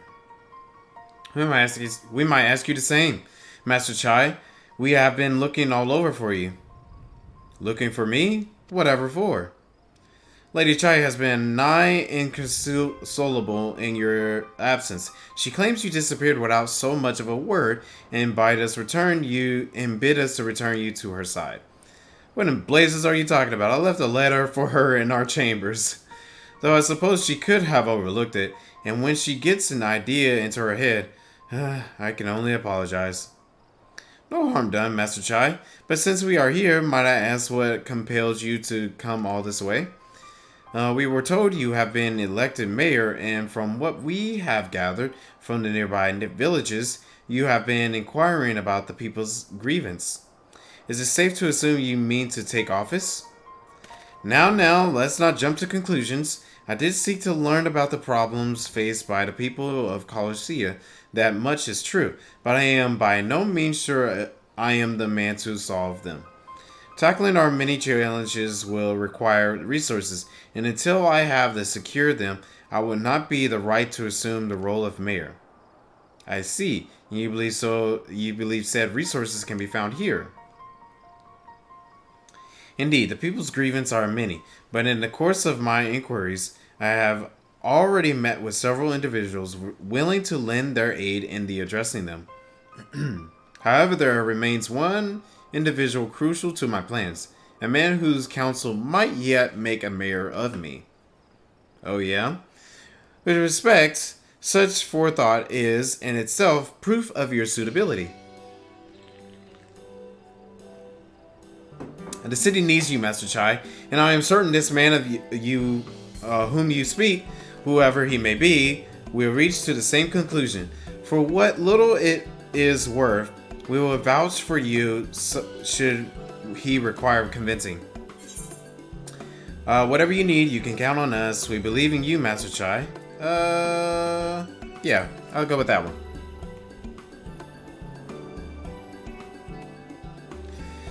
I don't know what to say. You don't need to say anything. You've got your actions to speak for you. For as long as I can remember, all I wanted was to make it into Yulmore, but that dream's gone now. Burst like a bubble, or a boil, more like. Anyway, outside of repaying Master Alfano, I haven't had a clue what to do with myself. Spent most days and days. But you've been running up and down trying to find a way to fix this mess for everyone. And I reckon you can do it. You got this lot up Mount Gulk, didn't you? How hard could mayoring be? You're going to steer Yulmore to the better future, I know it. And I want to help, properly help, do something that makes a difference. I don't know what it is yet, but I'll work it out on the way. If you let me come with you, that is.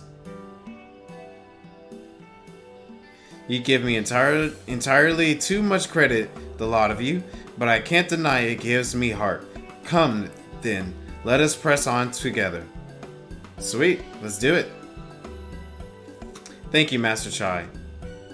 But we mustn't get ahead of ourselves. Yulmore needs more than a man with good intentions, which is why I am here, to find one with the experience needed to see the city thrive. Who is this man exactly? And are you certain he's here in Amity? Written his name, and yes, he is. Or was. I had scarcely began to explain myself when he decided his time was better spent elsewhere. He served as chief advisor to Volturi's father when he was in office. Oh, if Rajit was the mayor right hand, one might say Ridden was the left. And between them, they kept Yulmore on the road to prosperity. The city needs more than a mere man of business, which is why I must find him. But even if you do, what makes you think he will listen? Before giving chase, might it not be wise to speak with those who know him here in Amity?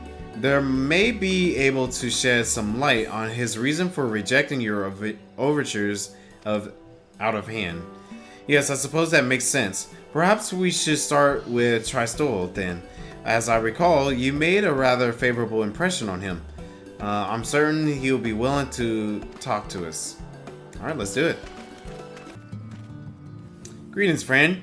And to you too, Master Chai. I presume you are here to ask after Ridden. I wouldn't help overhearing your earlier exchange. Yes, well, with Volturi gone, Yulmore wants for a leader. Should no one rise to the challenge, the city could very well collapse. I came here seeking Ridden's counsel in the hope that he could build a better Yulmore together, and that is still my wish. But given how abundantly you were mistreated there, I will quite understand if you choose not to help. Worry not, Master Chai. I bear no grudge against you or the people of Yulmore, and I would not see you suffer for Volturi's villainy. As you no doubt gathered from your meetings earlier, Ridden can be rather imposing. He has his principles, you see, and little patience for anyone who deems less committed to their own. Your desire to right the wrongs of your past, is quite admirable, but I fear the guilt you bear on the city behalf works against you. I can see it in your eyes, in the way you carry yourself. It goes without saying, he sees it as well. You must let those feelings go, Master Chai, but more assertive. Commit to this course and prove to him Yulmore has a resolve to change. The resolve to change. I believe he was heading towards Pit 8 when he left. If you plan to go and speak with him, I suggest you be firm and clear in your intentions. Alright, cool, let's do it. Very well. To Pit 8 we shall go, and I will not take no for an answer. Nay, not even a maybe. Well, let's do it. Hopefully we can.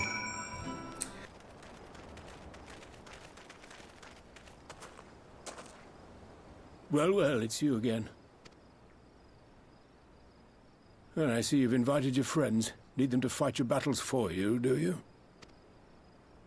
No, I didn't invite them, as it happens. Though they are indeed my friends. Well, not only mine, but every true Yulmoran's. They are the ones who awakened us to the truth, to Lord Volturi's villainy, the famous warriors of darkness. Are they now? Yes, they are. It would be no exaggeration to call them our saviors. We owe much and more to their kindness, but we cannot depend on that kindness forever. To do so would be a little different from entrusting our affairs to Lord Volturi. Nay, we must learn to stand on our own 2 feet. And I would have them present to witness my attempt. Hear, hear, Master Chai. Your sentiments are admirable. Yet admirable sentiments do not a nation make.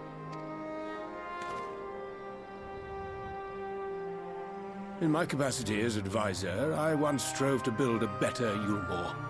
gave honest counsel to my superiors, drafted laws for the benefit of one and all. But in time, my values fell out of favor. There was no need for them in this paradise Vorthri was creating. And so I left my homeland behind.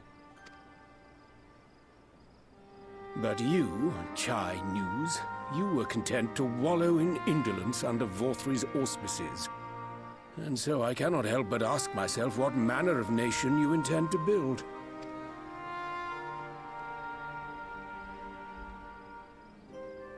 He's got a point. I can offer no simple answer to that question.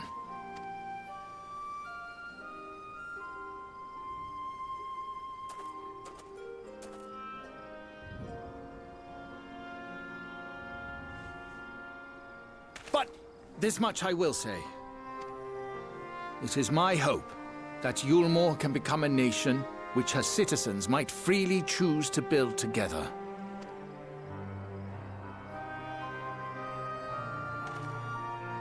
A great many people, myself included, flocked to Yulmore seeking sanctuary. The alternative being to live in fear and die in pain. It seemed an easy choice. And sanctuary we found. As much food and drink as we could ever want. Secured at the cost of the surrounding villages. Little wonder the people gathered at our doorstep, begging to work among the bonded. The free were blind to it all, of course. Content to, as you say, wallow in indolence. In ignorance. Were I mayor, I would first take stock of the city's resources and see that they were assigned equitably. Our days of reckless consumption are behind us. The distinction between free and bonded died with Vorthri. The needs of rich and poor alike must be considered if our nation is to survive. To which end I would take steps to secure channels for supplies, rekindle relations with nearby settlements, who re-establish industry, reach out to neighboring nations, and the list goes on and on.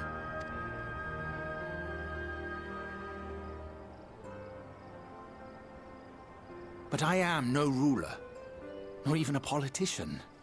I am an entrepreneur. I know that feeling, man. So am I. My expertise lie in planning and profit. I haven't the knowledge or experience to run a nation. Please, Rendon, will you not help me? Together, we could solve the city's problems. Build a Yulmore for the people.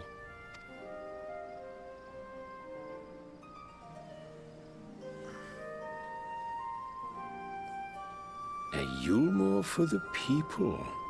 It's different, and I know you probably will like that.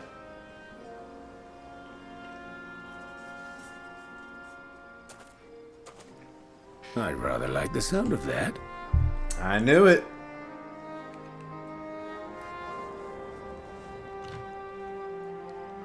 But before I offer you my counsel, I would be certain of your ability to perform the duties of office. You would? You ask me to help you solve Yulmore's problems. But first, I would see you solve one on your own. Accomplish that, and you will prove both to me and the people that you are a man worth following. That's reasonable. You gotta show your worth. Come on, Master Chai, you got this, man.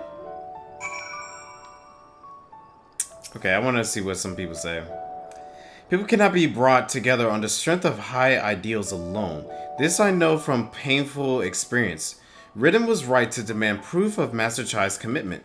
Yeah, he was definitely right.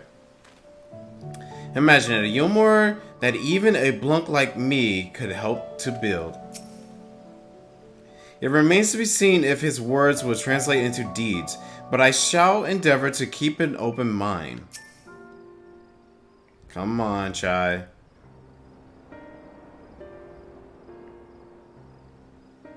Ahem. Right then, is there a particular issue you would have me resolve? You seem to have conducted an assessment of the problems Yulmore now faces. I assume you will agree, therefore, that the matter of dwindling food stores is the most pressing. Ah, yes, mule being neither a desirable nor less sustainable option. I assume alternative foodstuff are now required to fill the void. And a man who hungers is not like to contribute much to society, save violence, perhaps. So tell me, how do you propose to solve this problem? Give me a satisfactory answer, and I will consider offering you my counsel.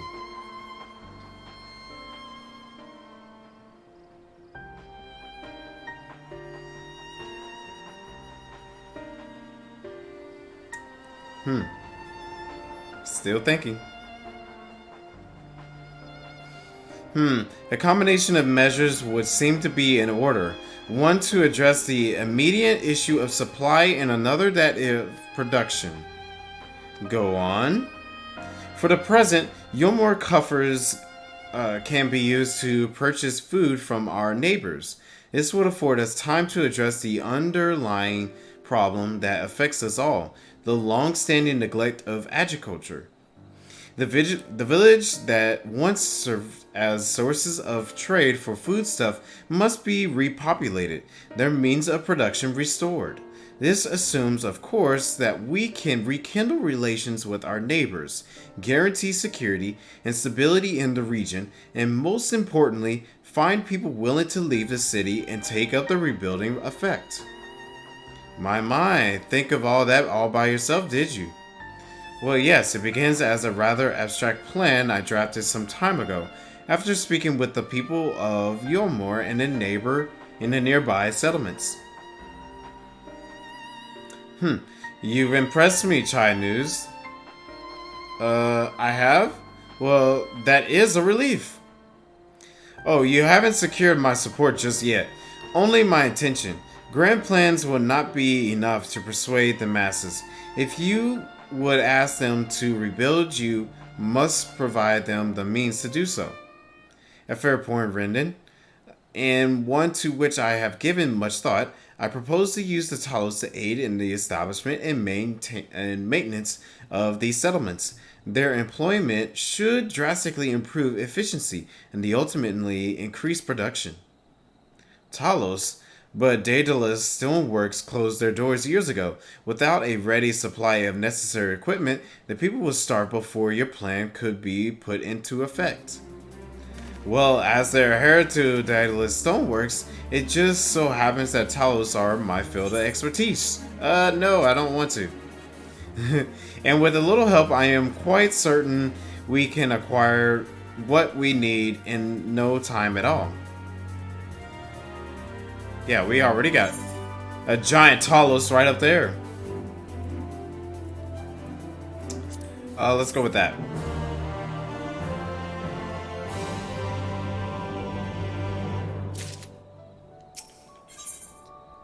Okay, finding good help.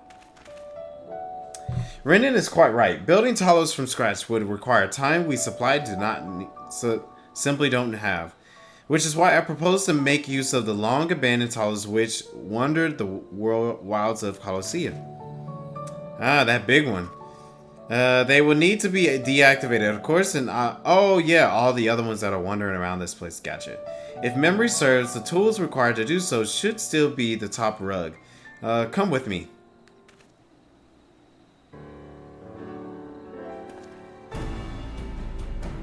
Aha! The old memory hasn't let me down. This chest contains canisters filled with a dashingly potent insulating powder capable of holding the flow of aether in a Talos. We need only get within throwing distance of one and let fly. Thus disabling them without damaging them. Ingenious. An old trick of the trade, nothing more. Once disabled, it should be a simple enough matter to get them to march to Yulmore. More extensive repairs can wait. Ordinarily, this is where I would ask you to run along and do the deed, but as I have said before, it is time we learn to stand on our own 2 feet. Thankfully, throwing canisters is something even I should be able to do. Come off it, Master Chai. Even if the Talos ain't a threat, there's 101 other things out there waiting to make a meal of you. That's as may be, Kaishir, but Ridden tasked me with solving this problem, and I would not sit idly by while others risk everything to see my harebrained schemes realized. Not this time. Which isn't to say the mere thought of it doesn't fill me with dread. Truth be told, I can't feel my legs. But if I'm to prove I'm a man worth following, I must lead by example. Well said, Master Chai. Here. Alright, but if there's any problem, we call it off. Yeah, I'd say that. Yes, well, it should go without saying that I have no intention of dying for this. I've always preferred living to see the fruits of my labor. And to make sure I do, I will require your help. It is, as Kaishir says, these lands are dangerous if one is not careful. I would ask you to use your spyglass to look out for any beasts that could get in the way of my work. I will also need you to alert me when it's safe to subdue the Talos. Understood? I guess, sure. Good then. Let's be off to the quick way. Through the north gate and see if we can find a suitable vantage point for you.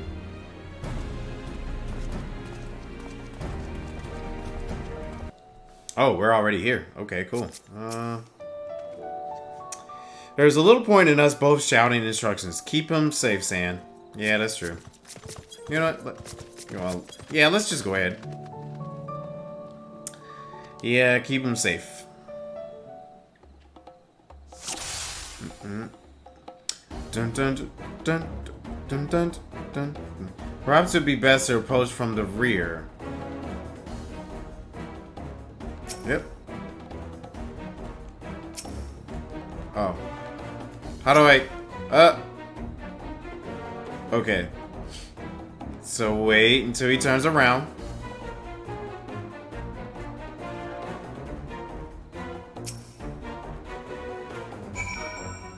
That was easy.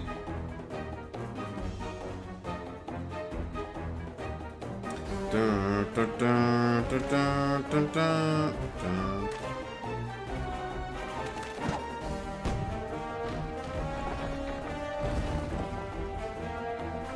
Good thing he didn't fall back. I did it. I did it. Let's move on to another Talos, shall we?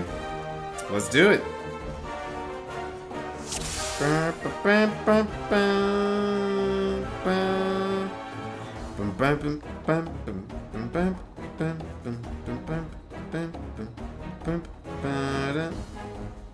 Maybe. Oh no! Please don't turn around. No, no. Yeah, it's seen me. I knew I screwed that one up. All right, let's try that again.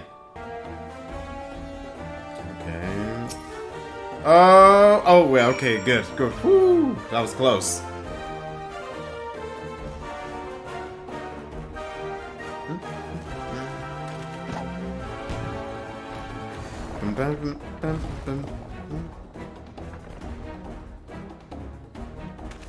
I do believe I'm getting the hang of this.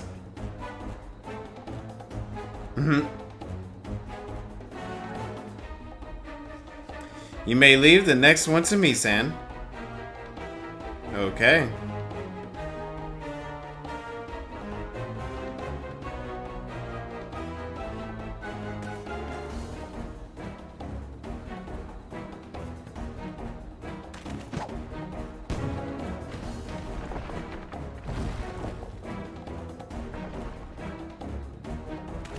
Ah, that should do it. Now we have all we need to proceed. What, you're gonna carry that Talos in your pocket, my man? That's kind of like my running joke now. Is saying that he's gonna carry all these in his pocket or something. Oh, he's got command of them. Nice. Yeah, great job, Kaishir. Or not Kaishir. Chai news. Our friend returned with a nary scratch. Well done. It would seem I misjudged Master Chai. There may yet be hope for Yulmore. Blimmy, thought my heart was going to stop for a moment there. Make that a couple of moments. Hey, great job, Master Chai. You did great, my man. I can scarcely believe it. It was a reckless, foolish plan, but somehow it worked.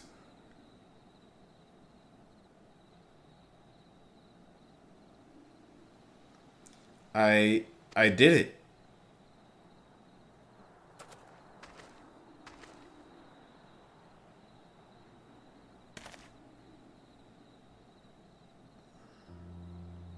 Master Chai, I believe I owe you an apology. Your plan to replenish Yulmore's food stores showed forethought and sound judgment. What's more is plain your time at Daedalus Stoneworks has equipped you to lead, as evidenced by the extraordinary company you keep. You, sir, are more than qualified to be the next mayor of Yulmore. I thank you for your vote of confidence, but the fact remains, I am woefully ignorant of the world of politics, which is why I would ask you to join me and grant Yulmore the benefit of your counsel. I would be honored. Yeah, that'd be great to see them both doing this together. And I think Chai would do great. When the people behold these Talos, I had no doubt they will lend you their support. It would seem Yulmore's leadership is at last in capable hands. Would you not agree? Oh, definitely.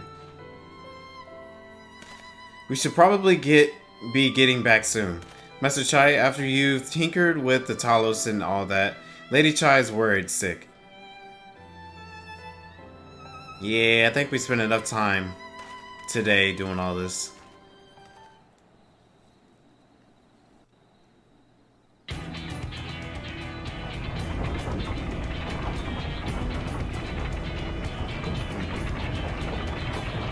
A very triumphant moment. Go ahead and sound the music. Right then, form a line and make for Yulmore.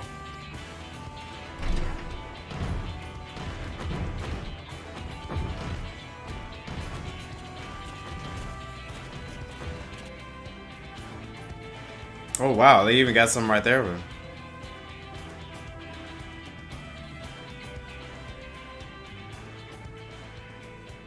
Nice.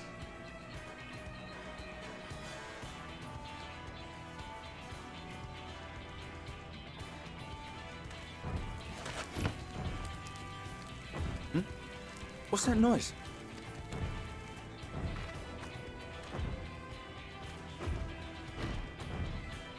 Oh, the chest opens up. Runaway Talos! Call the guard!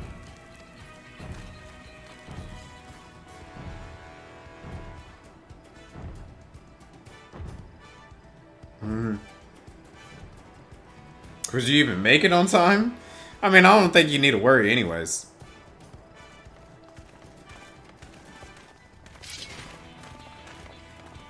And all the people come out to watch. Okay, I was gonna say one guard. 3 of them now. Back, all of you!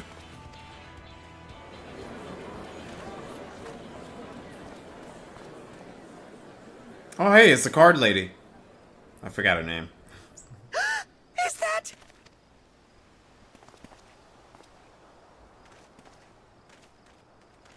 Darling, you're back.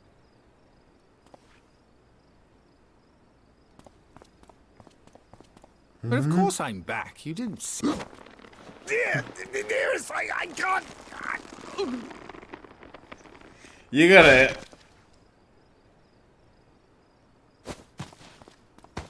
Oh dear. I think you hugged him way too much, girl. Alfano had to heal him. Oh, thank you. I'm sorry, my darling. It's just the sight of you filled me with such joy, I couldn't help myself.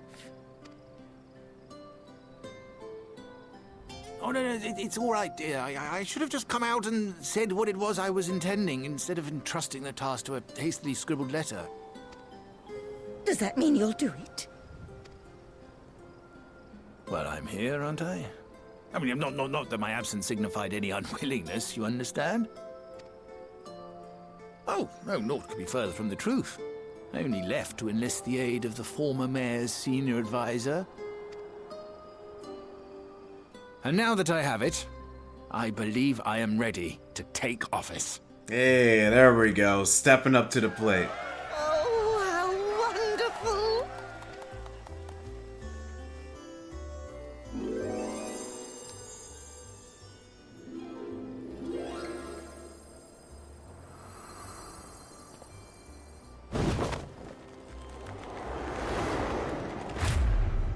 Oh my gosh. Please. I think you guys need to work out on your love making. That was nice. Okay. Sorry it wasn't much help. Still seeing Master Chai go after those hollows was something, eh? Inspiring stuff. I dare say the future of Yulmore has never looked brighter. I'm fine, I just need a moment. Thank you again for finding my husband. I confess I was not expecting your return to be quite so grand. That dear sweet man, he is going to make the most wonderful mayor. I just know it. Yeah, that's what I want. That was quite a reception. One Master Chai will struggle to forget. More seriously, the arrival of Talos has seized the public attention. Once word has spread around Yulmore, it will be that much simpler to gather one and all so that Master Chai can make his inaugural address. Hey, nice.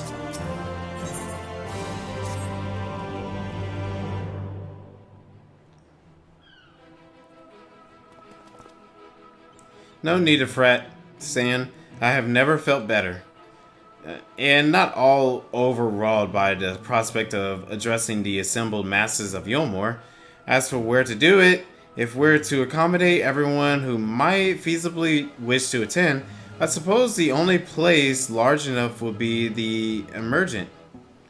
Then I will go and spread the word amongst the citizens, both free and bonded, that they are to assemble there to meet their new mayor. You there, Kaishir, was it? Would you go and inform the residents of the Gate Town and Daralex? Of course I will. Good lad. I will let the guards know not to bear the way to Volthry's chambers.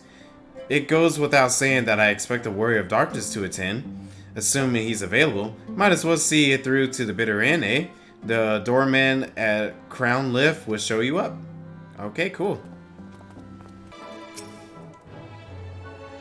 Ah yes, Master Chai told us to expect you.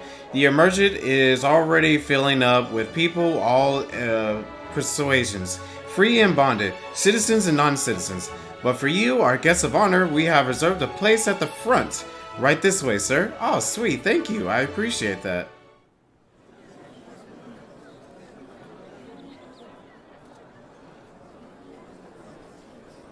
I thought everyone might have seats and stuff, but never mind.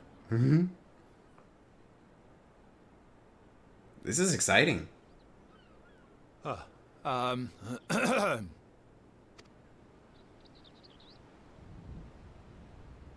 on, man. You got this. Go on, dear.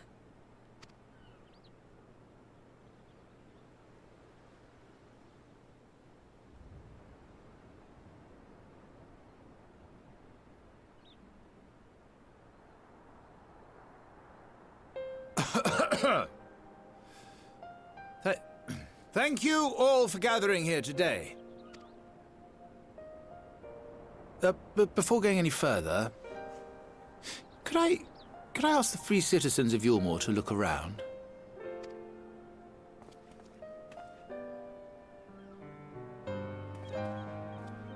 'Tis a sight none of us would ever have seen under Lord Forthry's rule. Not only do we stand in the familiar presence of those we once called the Bonded, but today we welcome the peoples of the Derelicts and Gate Town too. Today we welcome the Warriors of Darkness, come to bear witness to Yulmore's new beginning.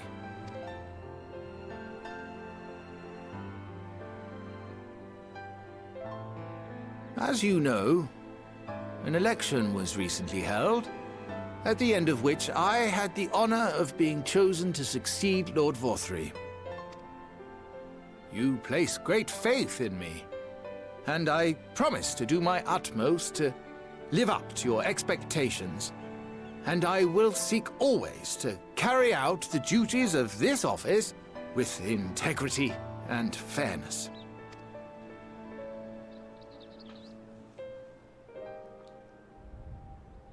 Always, I say, but not forever. Let it be known that I do not intend to hold this post indefinitely. I consider myself but an acting mayor, who will serve only for the interim, while Yulmore is reshaped according to a new set of values.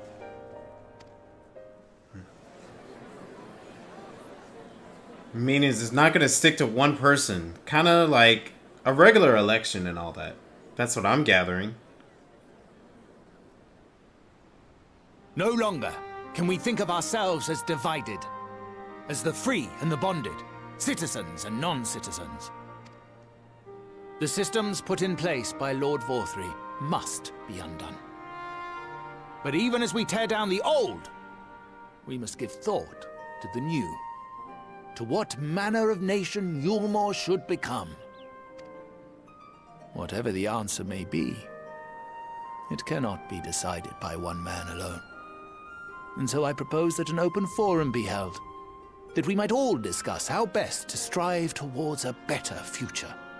However, there can be no talk of the morrow unless we first address the issues of today.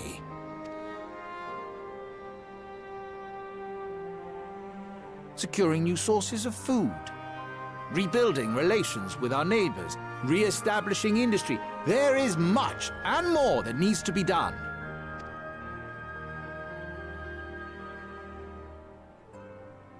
Too much for a mere man of business. And so I pledge instead to do everything in my power to ensure our city's security and stability while we all work together to see these problems solved. The road before us will not be easy, and I know full well how daunting the prospect of honest labor may seem to some of you. But we must accept the reality of our circumstances. We must move forward. And this is a great speech. This much we owe to ourselves and to the brave heroes who risked their lives to bring back the night. Once we have shored up our city's foundations and regained some semblance of normality, let us reconvene to speak of the future. Until then, I humbly ask that you lend me and each other your strength for Yulmore!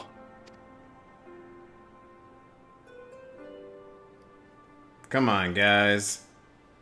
You can't say that was not a great speech.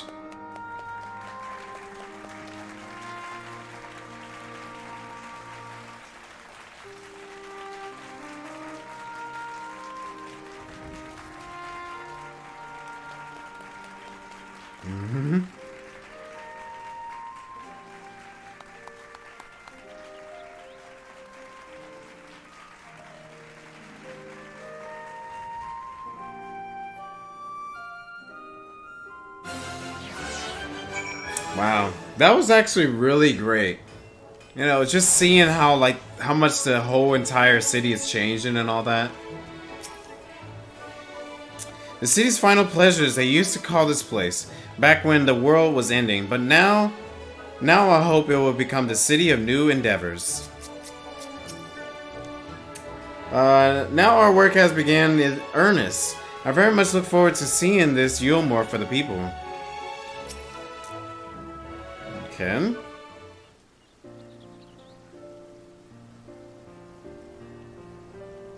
That was a fine speech, Master Chai. I believe your words stir every soul in the attendance. Stir them to action, I hope. If I have learned anything from all of this, it is that change begins with the individual.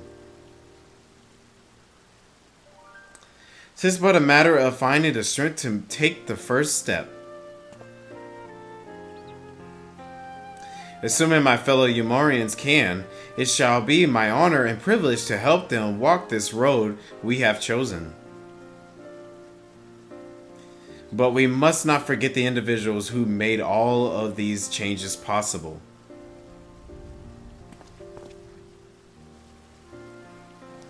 Were it within my power, I would carve a tribute to your heroism into the very stone upon which this city stands.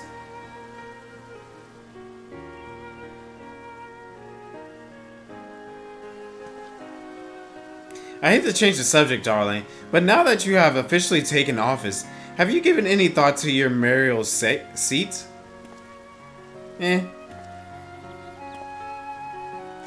will not be moving into the emergent, dearest. It is too big for one thing, and too far from the people for another. We will retain our current residence, and I will govern here in the Prowler. Oh, I was hoping you'd say that. I much prefer the view from the Prowler. Begging you pardon, Master Chai, but have you got time for a word?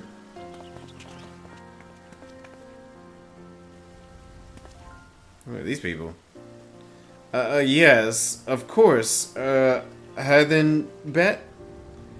Aye, that's me. I liked your speech, but there's folk outside these walls as don't even have enough food to last till tomorrow, and more who are counting their crumbs. If you have a plan to change that, I want to help set things in motion. Then we've much to discuss. No sooner do I take office than my work begins in earnest. Well, I suppose it brought upon myself to thank you again for your help, Sam. I hope to see you again before long. Yeah, sure. I'll be coming around. Hopefully everything goes well for you.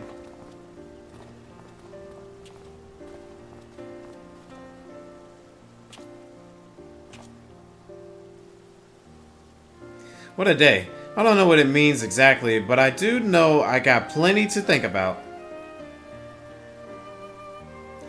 I sense we all have a great deal to consider.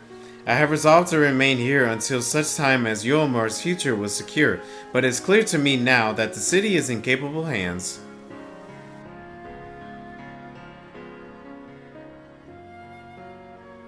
I have every confidence that they will find their way, and I believe it is time we went ours too.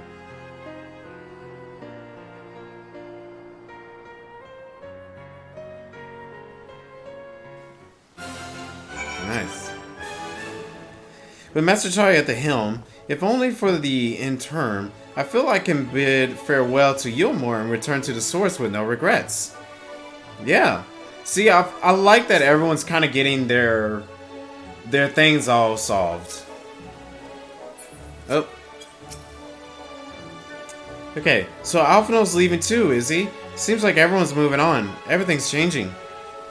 I've been thinking about what I should do in all of this. Like I told you, I spent most of my life dreaming about living here with my friends in paradise. That paradise is gone, but something better's taken its place, and I reckon I want to be a part of it. This Yulmore for the people Master Chai's been going on about ain't gonna build itself after all. Not that I have much of a builder. Me and my friends will find a way to make a difference though. Help keep things changing for the better. A far nobler dream than the one to which you clung before, and one I am happy to say we share. Whatever path you choose, I will pray for your success. Well, when you put it like that, there's no going back now, is there? We've got a few ideas on how we can do our bit. Just a matter of taking the first step. That's true. Alright. Vows of virtue, deeds of cruelty. Okay. Truly to see Kaishir thus inspired by our actions is inspiring in itself. Yet, however, much I may wish to stay and see what comes of his efforts here in Yulmore, we have matters of our own to attend to. Come, we should return to the Crystal Tower. Mayhap Beg Luke's studies have borne fruit in our absence. Yeah, let's see. Wasim Alizé has yet to return from the inn at Journey's Head. I do hope she doesn't tire herself. In the course of preparing for more Aurosite, we have made a significant discovery. We thought it best wait for your return before sharing our findings. Okay. My congratulations, San. Glad tidings from Yulmore did precede thy coming. I will see that Thancred and Reen hear of these momentous events, that they too might take joy in what has helped to bring about. I take it you are ready to resume our work? Yep, let's do it.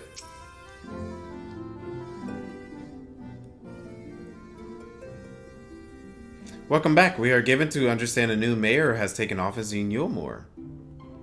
Indeed, our good friend Master Chai was elected by the popular vote and after some considerable soul searching, chose to accept the post. It is a shame you weren't able to attend his inaugural speech, though I have no doubt you will see more of him in the future. But tell me, how fared you in preparing the White Aurosite? Our work did not proceed quite as expected. Uh-oh, that doesn't sound good. In our absence, we had a frank discussion on the principle of soul transference, and concluded at length that White Aurosite was ill-suited for our purposes. Well, Yoriange, did you not say that compared to the massy soul of an Ascian, the stone could house one of ours with ease? That I did, and armed as we are with big slugs in invaluable insight, 'twould indeed prove a trifling matter, were we to disregard the invaluable link twixt mind and soul, a link which we did be lately realized be weakened most perilously in the process of rendering our souls dormant, as Aurosite doth require. Thus, the shedding of these fleshing semi-cool and surfeit of our ether would comprise them, would in all likelihood comprise us of our psyches as well. So basically what he's saying, whatever we do to the Aurosite, it will mess up our souls and our mind to the point where we won't be who we are. It would theoretically be possible to channel your minds into the Aurosite instead, but we would more than likely sacrifice your souls in the process. Which is why we have abandoned that plan and instead devote our time to finding a means by which mind and soul might be transported together. Then we are no closer to the solution than we first began. It is a vexing conundrum, indeed, but one for which the Crystal Exart has posted a most intriguing solution. When our discussion turned to a transference of memories in the psyche, I could not help but be reminded of the technique which I have personal experience. San, do you recall what I learned of my eyes from my encounter in Doga and Yui? Yeah, I remember them. Speak of the royal eye of Allegan, imperial line gifted to my forebears through the blood and memories of ancient Allegans. It is by this gift that I am able to control the Crystal Tower. If we are to gain an understanding of the technology by which the Allegans were able to accomplish this transference, perhaps then we could keep mind and soul together. Imagine, if you will, a device like unto a soul crystal, plated by not only with our worldly memories, but also the bountiful energies of the soul. That is our current avenue of the investigation, and we will follow it wheresoever it leads. While we are thus engaged, I think it's best that Sam return to the source and inform Krell and the others of our findings. Agreed. I imagine Tataro will be relieved to hear we've made progress of our sort. And then I will beg leave to relay our findings unto Thancred and Reen, and to assist where I may in their investigation of the empty. Yes, please do. Should we have need of your counsel, we will not hesitate to summon you. Well, everyone, be careful out there. I will return once anything else comes to mind. Give her regards to Tataro, would you? Yeah, got you. No worries.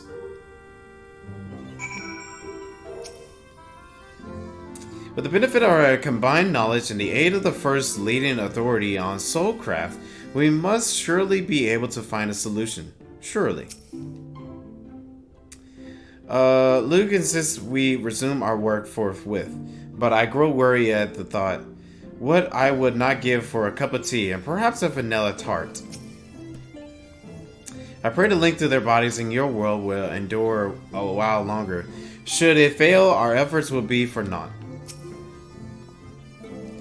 Mark my words, Sam. We will unlock the secrets of Alec and I and see the others return home. There was a time when I thought these eyes of a curse, you know, but for what they have enabled me to do and what they may yet make possible, I see now that they are a blessing. Bling. Sand, you're back. How did everything go in the first? Wait, don't tell me. Krill will be here shortly, and she will want to hear too. She's just tending to the others. Their bodies, I mean. Gods, I don't think I'll ever get used to saying that. Anyway, you can tell us everything the moment she gets here. Upon speaking with Tataro, several cutscenes will play in sequence. Yeah, sure. Let's do it.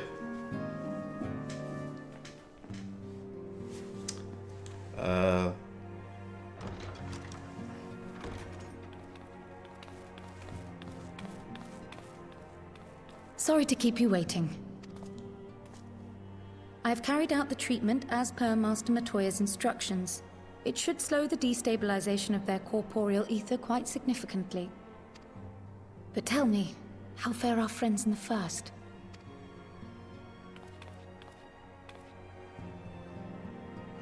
Well, we try to figure out some things. It looks like we have a few other issues on hand right now, but we're working on it. So this Becklug's the first leading authority on soulcraft, are they? Sounds promising. And Urianger's proffered solution of white auracite is rather ingenious now that I think of it. Well, while they press on with their preparations, you may rest assured we will continue to do our part here.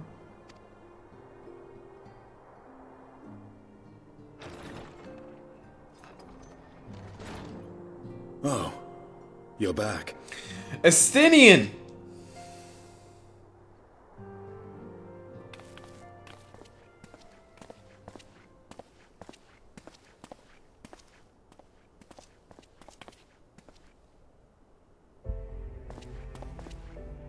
And none the worse for wear, I see. Good to see you, man. Estinian! Oh, thank the gods! We've been worried sick. Did you lose your link pearl or something? The situation in Garlemald has become more complicated. I was making my escape from the capital when I ran into one of yours, Riol. He thought it best we come straight here. More complicated how?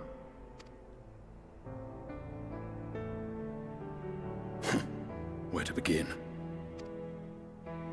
After entering the Empire via Razat Han, I went about my mission of investigating Black Rose. It was then, inside a provincial factory, that I encountered the one who styles himself Shadow Hunter, Gaius Baelsar. Our goals being apparently aligned, we joined forces and ventured on into the heart of the capital, to the very Imperial Palace itself. There, we found a man whom all assumed dead. Xenos. but his soul lives on. And he has wrested back his flesh. Xenos ye Galvas.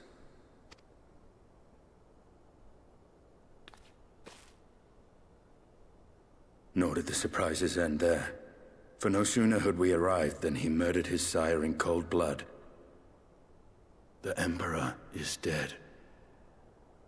This sent Gaius into a rage, and he charged in, blade drawn. Oh, I'm getting a vision? Oh, Krail is too. I forgot Krail got the echo as well.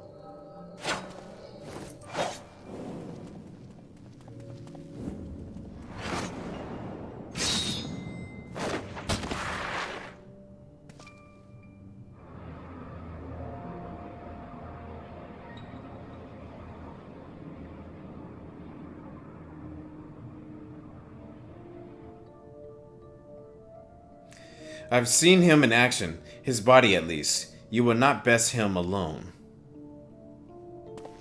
Nay, death will not come easily to that thing. If you would join me, then by all means. For what good it will do?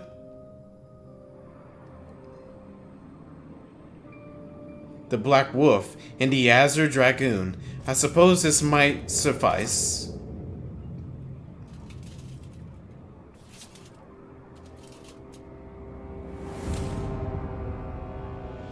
Come then.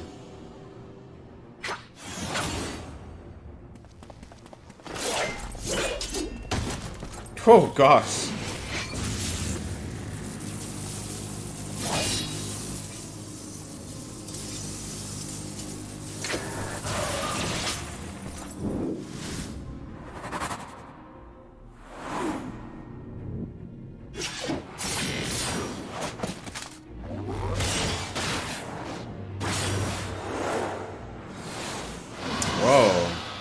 Whoa, look at that combo right there with them. That was awesome. The both of them doing something like that. Ah, the simple pleasure of one's own flesh. Truly there is no place like home. Abomination. Whatever he is, Sam was barely a match for him. If we stay here much longer. Emperor Varus, Your Radiance, are you alright? We may wear out our welcome. Oh gosh, Justini was dipping out. Your Radiance, no! Must even the most meddling of sport be spoiled. The world conspires to bore me. But I have no cause to remain. I leave these vermin to you. Xenos! Wow. He's gonna make them think that they killed the Emperor. Woo! Boy, look at them go. Well, any bright ideas? Just one.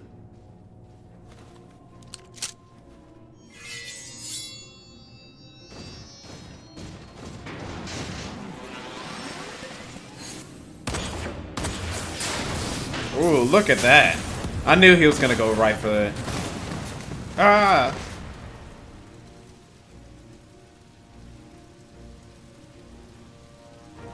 And they're dipping out.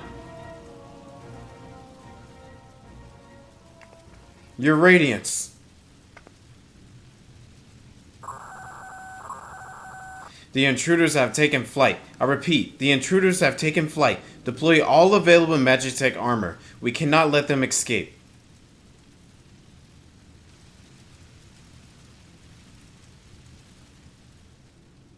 Oh man. It was getting real.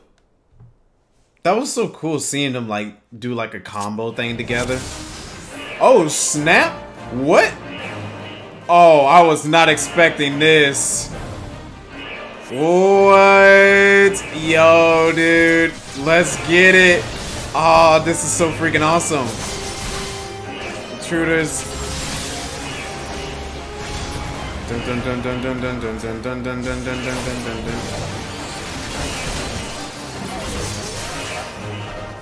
Hold on, I gotta get a screenshot.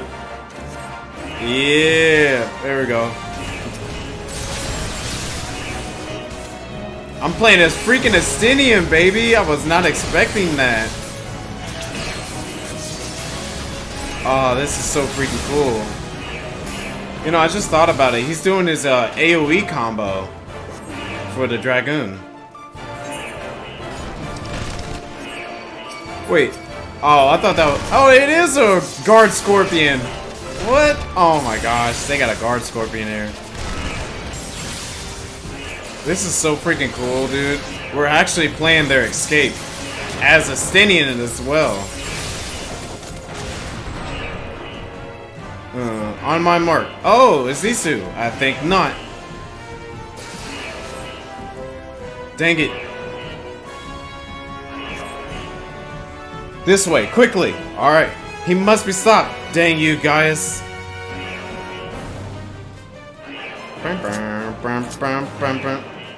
Oh, this is so freaking cool, dude. Make ourselves easy marks by moving together. I suggest we split up. Alright then, I'll take the low road, so to speak. Okay. I will see you outside. Stay safe. I guess I'm going this direction. The Imperial Way. Connecting corridor.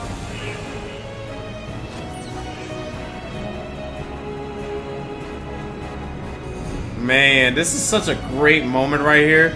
I was not expecting this. This is such a treat. I love it whenever they do this. They let you play as some of the Scions. Well, someone's been busy. Oh, the Ultima Weapon. With a body in it.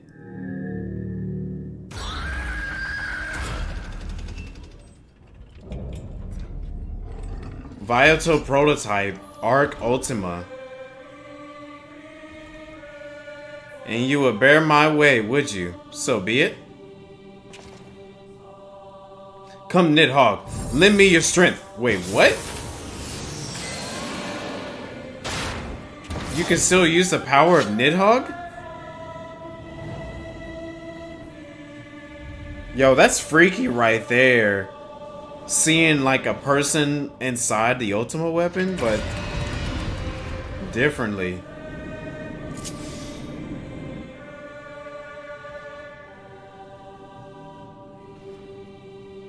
It seems we've been afforded an impromptu field test, ready for battle data, and begin test sequence 2.0. Oh, my abilities changed. Okay, wow. Initiating sequence or site system. All systems now fully functional. Okay. Oh, they're playing this song. I haven't heard this in a while.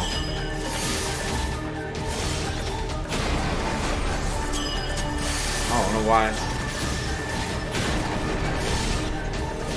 Yeah, Stenian, let's go, buddy. Can't get any positionals on them, but this is what I have to do.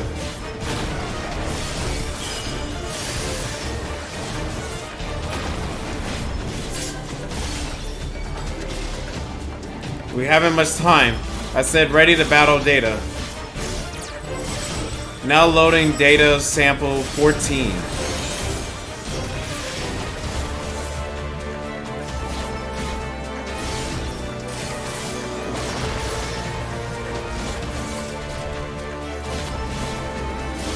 If it will bar my way, then you will feel the fury of Nidhogg.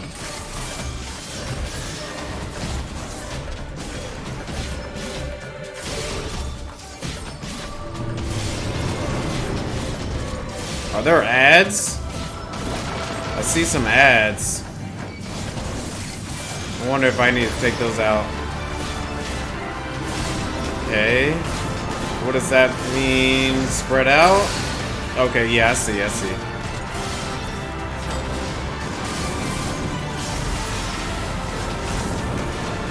I wonder. No, the ads aren't too much of a hassle, so I probably wouldn't. Oh wait, there's one. There's two right here. Okay.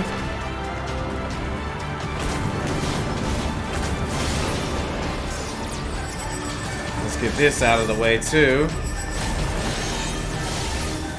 There we go. Nice.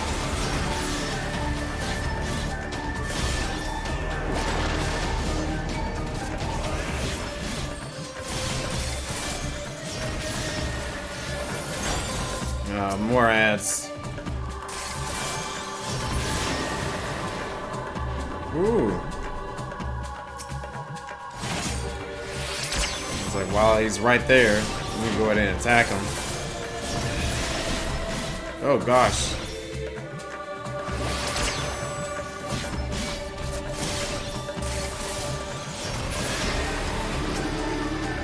Try to get rid of some of these ads real quick. Oh, I freaking knew it. I was like, I need to get rid of the ads, and then all of a sudden, they use it and they kill me. Alright, that's okay. Let's do this again. There you go. Now we got him. I'm right back where I am, so let's do this. I think I got a hang of it. I'm actually wiping them out a lot faster this time than last time. Oh, shoot. Ah, shoot. These things again? Let's take it out. Okay, I thought they were showing up more of them. I was like, really? Come on. I know I'm moving around a whole lot, but it's the only way I'm doing it. Come on. Look at that damage there.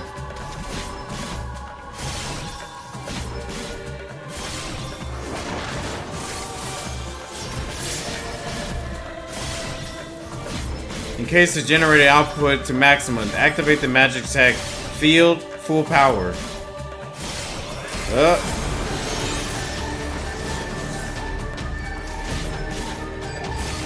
Oh, come on. Invulnerable.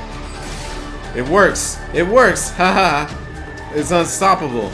Okay. Is there a way I can target those guys up there? Oh, limit break.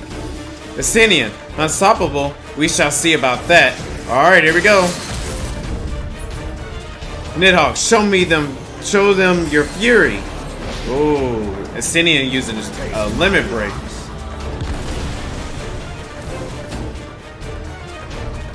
Oh, that's freaking awesome. That's awesome.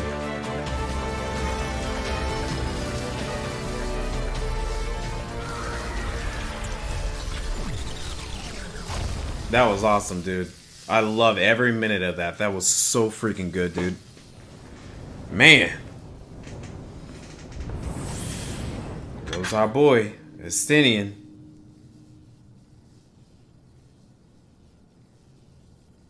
Garleans and their Machina. Now, where are you guys?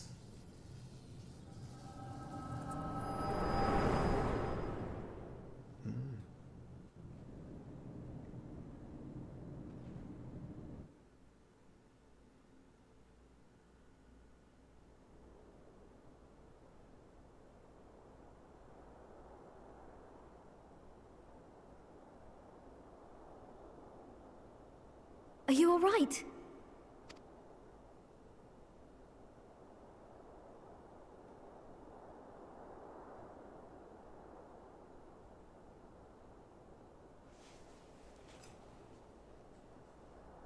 Peer into my past, did you? Yep, saw you took out an Ultima Weapon arc. Well, I didn't quite relive the experience as you did, but I bore witness to it all. I'm still not sure what I think of this gift of yours. But no matter. Our confrontation was cut short when the Imperial Guard arrived. It was then that Xenos took his leave, citing boredom. To think their research into the Echo could bear such fruit. Escaping death, jumping from one body to the next, and returning to his own after all this time. He is an Ascian in all but name.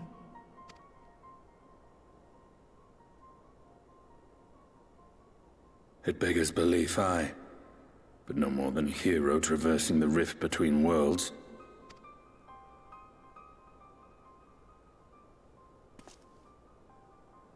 You talking about me, man? My concerns are far more prosaic. With the Emperor dead and the Crown Prince missing, the Empire is in disarray. I bet they are. Until order is restored, assuming it even possible, we needn't fear an Imperial reprisal. And for reasons of his own, Xenos took it upon himself to rid the world of Black Rose. Riol has already gone to apprise the Alliance leaders of these developments. We may leave the matter in their hands for now. Then perhaps we have seen the last of the fighting at Gimlet. Though, if it comes to civil war, I cannot help but fear for the provinces.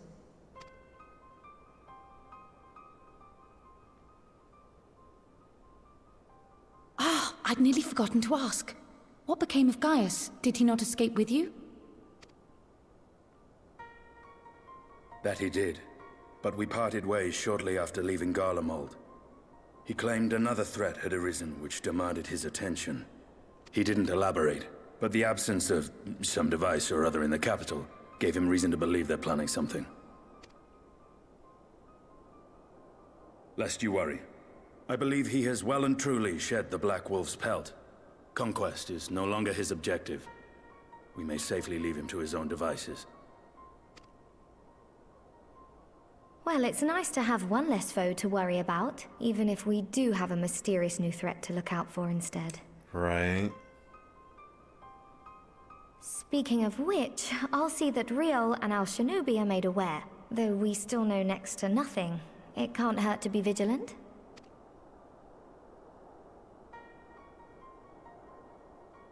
Well then, with Black Rose nipped in the bud, I believe I've fulfilled my part of the bargain.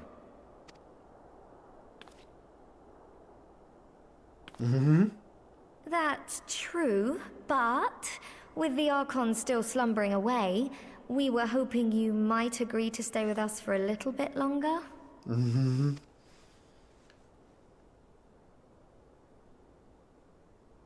Sorry, but I'm not inclined to extend my contract.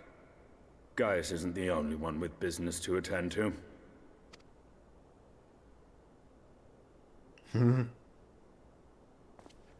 Thank you for your help then, Estinian. I see why Alfano admires you, sir.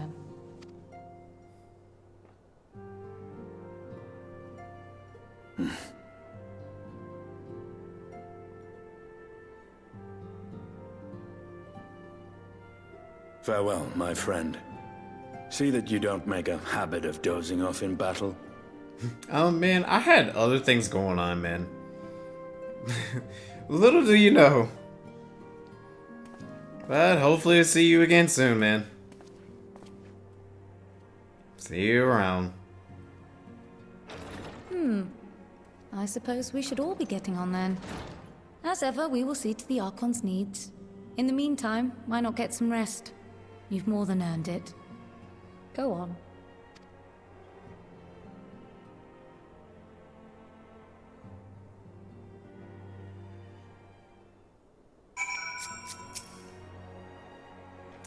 Though they have yet to find a workable solution, your soul and the others are making progress, and we cannot ask for more than that. You must be shuddered by after all that hopping back and forth between worlds. Why not stay here and rest for a while? I'm sure Beglu can manage without you. They've got enough scions to help them, if you ask me.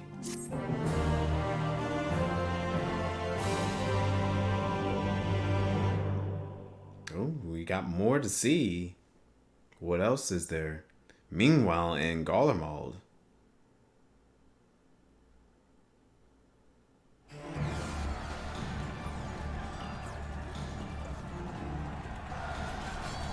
Traitors, you would dare deny Lord Norva of the throne? Ah! Whoa. They're having a civil war within Garlemald? Onward, before this day is done, victory shall be ours.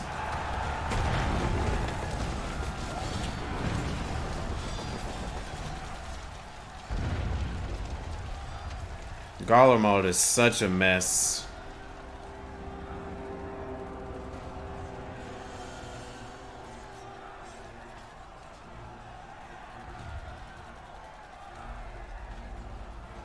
Boring, boring, boring. Do you think I find it amusing, like dogs herding cattle to the slaughterhouse?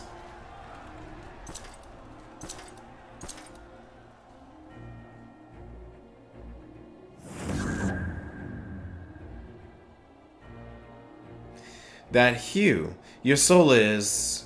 Who are you?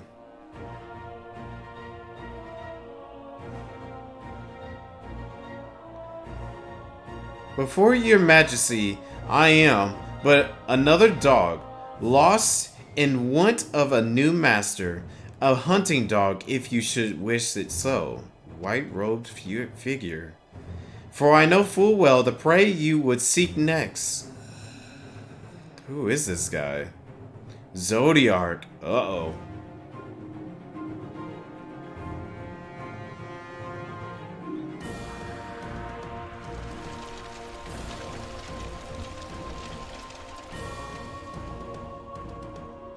Oh boy. Meanwhile, in Umar in the first. Okay, what's going on here?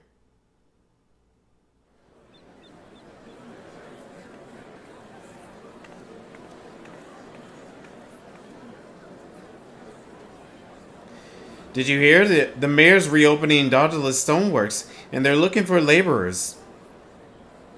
There's talk of resettling some of the old abandoned villages too. They're even laying a free Talos to help anyone willing to make the move. Free Talos, huh? We best get packing. Steady work, bored and lounging. And if that's not a recipe for hope, I don't know what it is.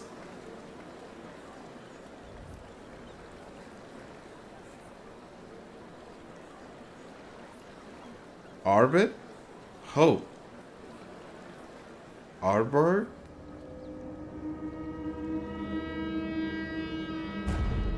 Wait, how? Yes, so long as I yet live, I will see the feeble flame rekindled. Wayward warrior. Wait, what?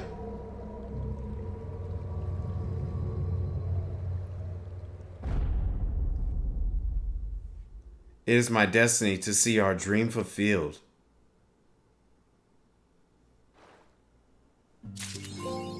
Whoa. What is going on? Oh, man. I don't know how I feel about that one, dude. Uh-oh. What? Questions.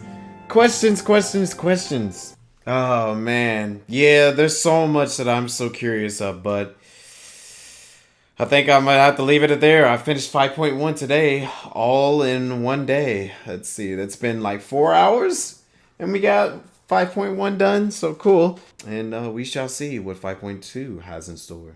So, with that being said, thank you, stay optimistic, keep it real, and I shall see you all in the next one. Peace out now.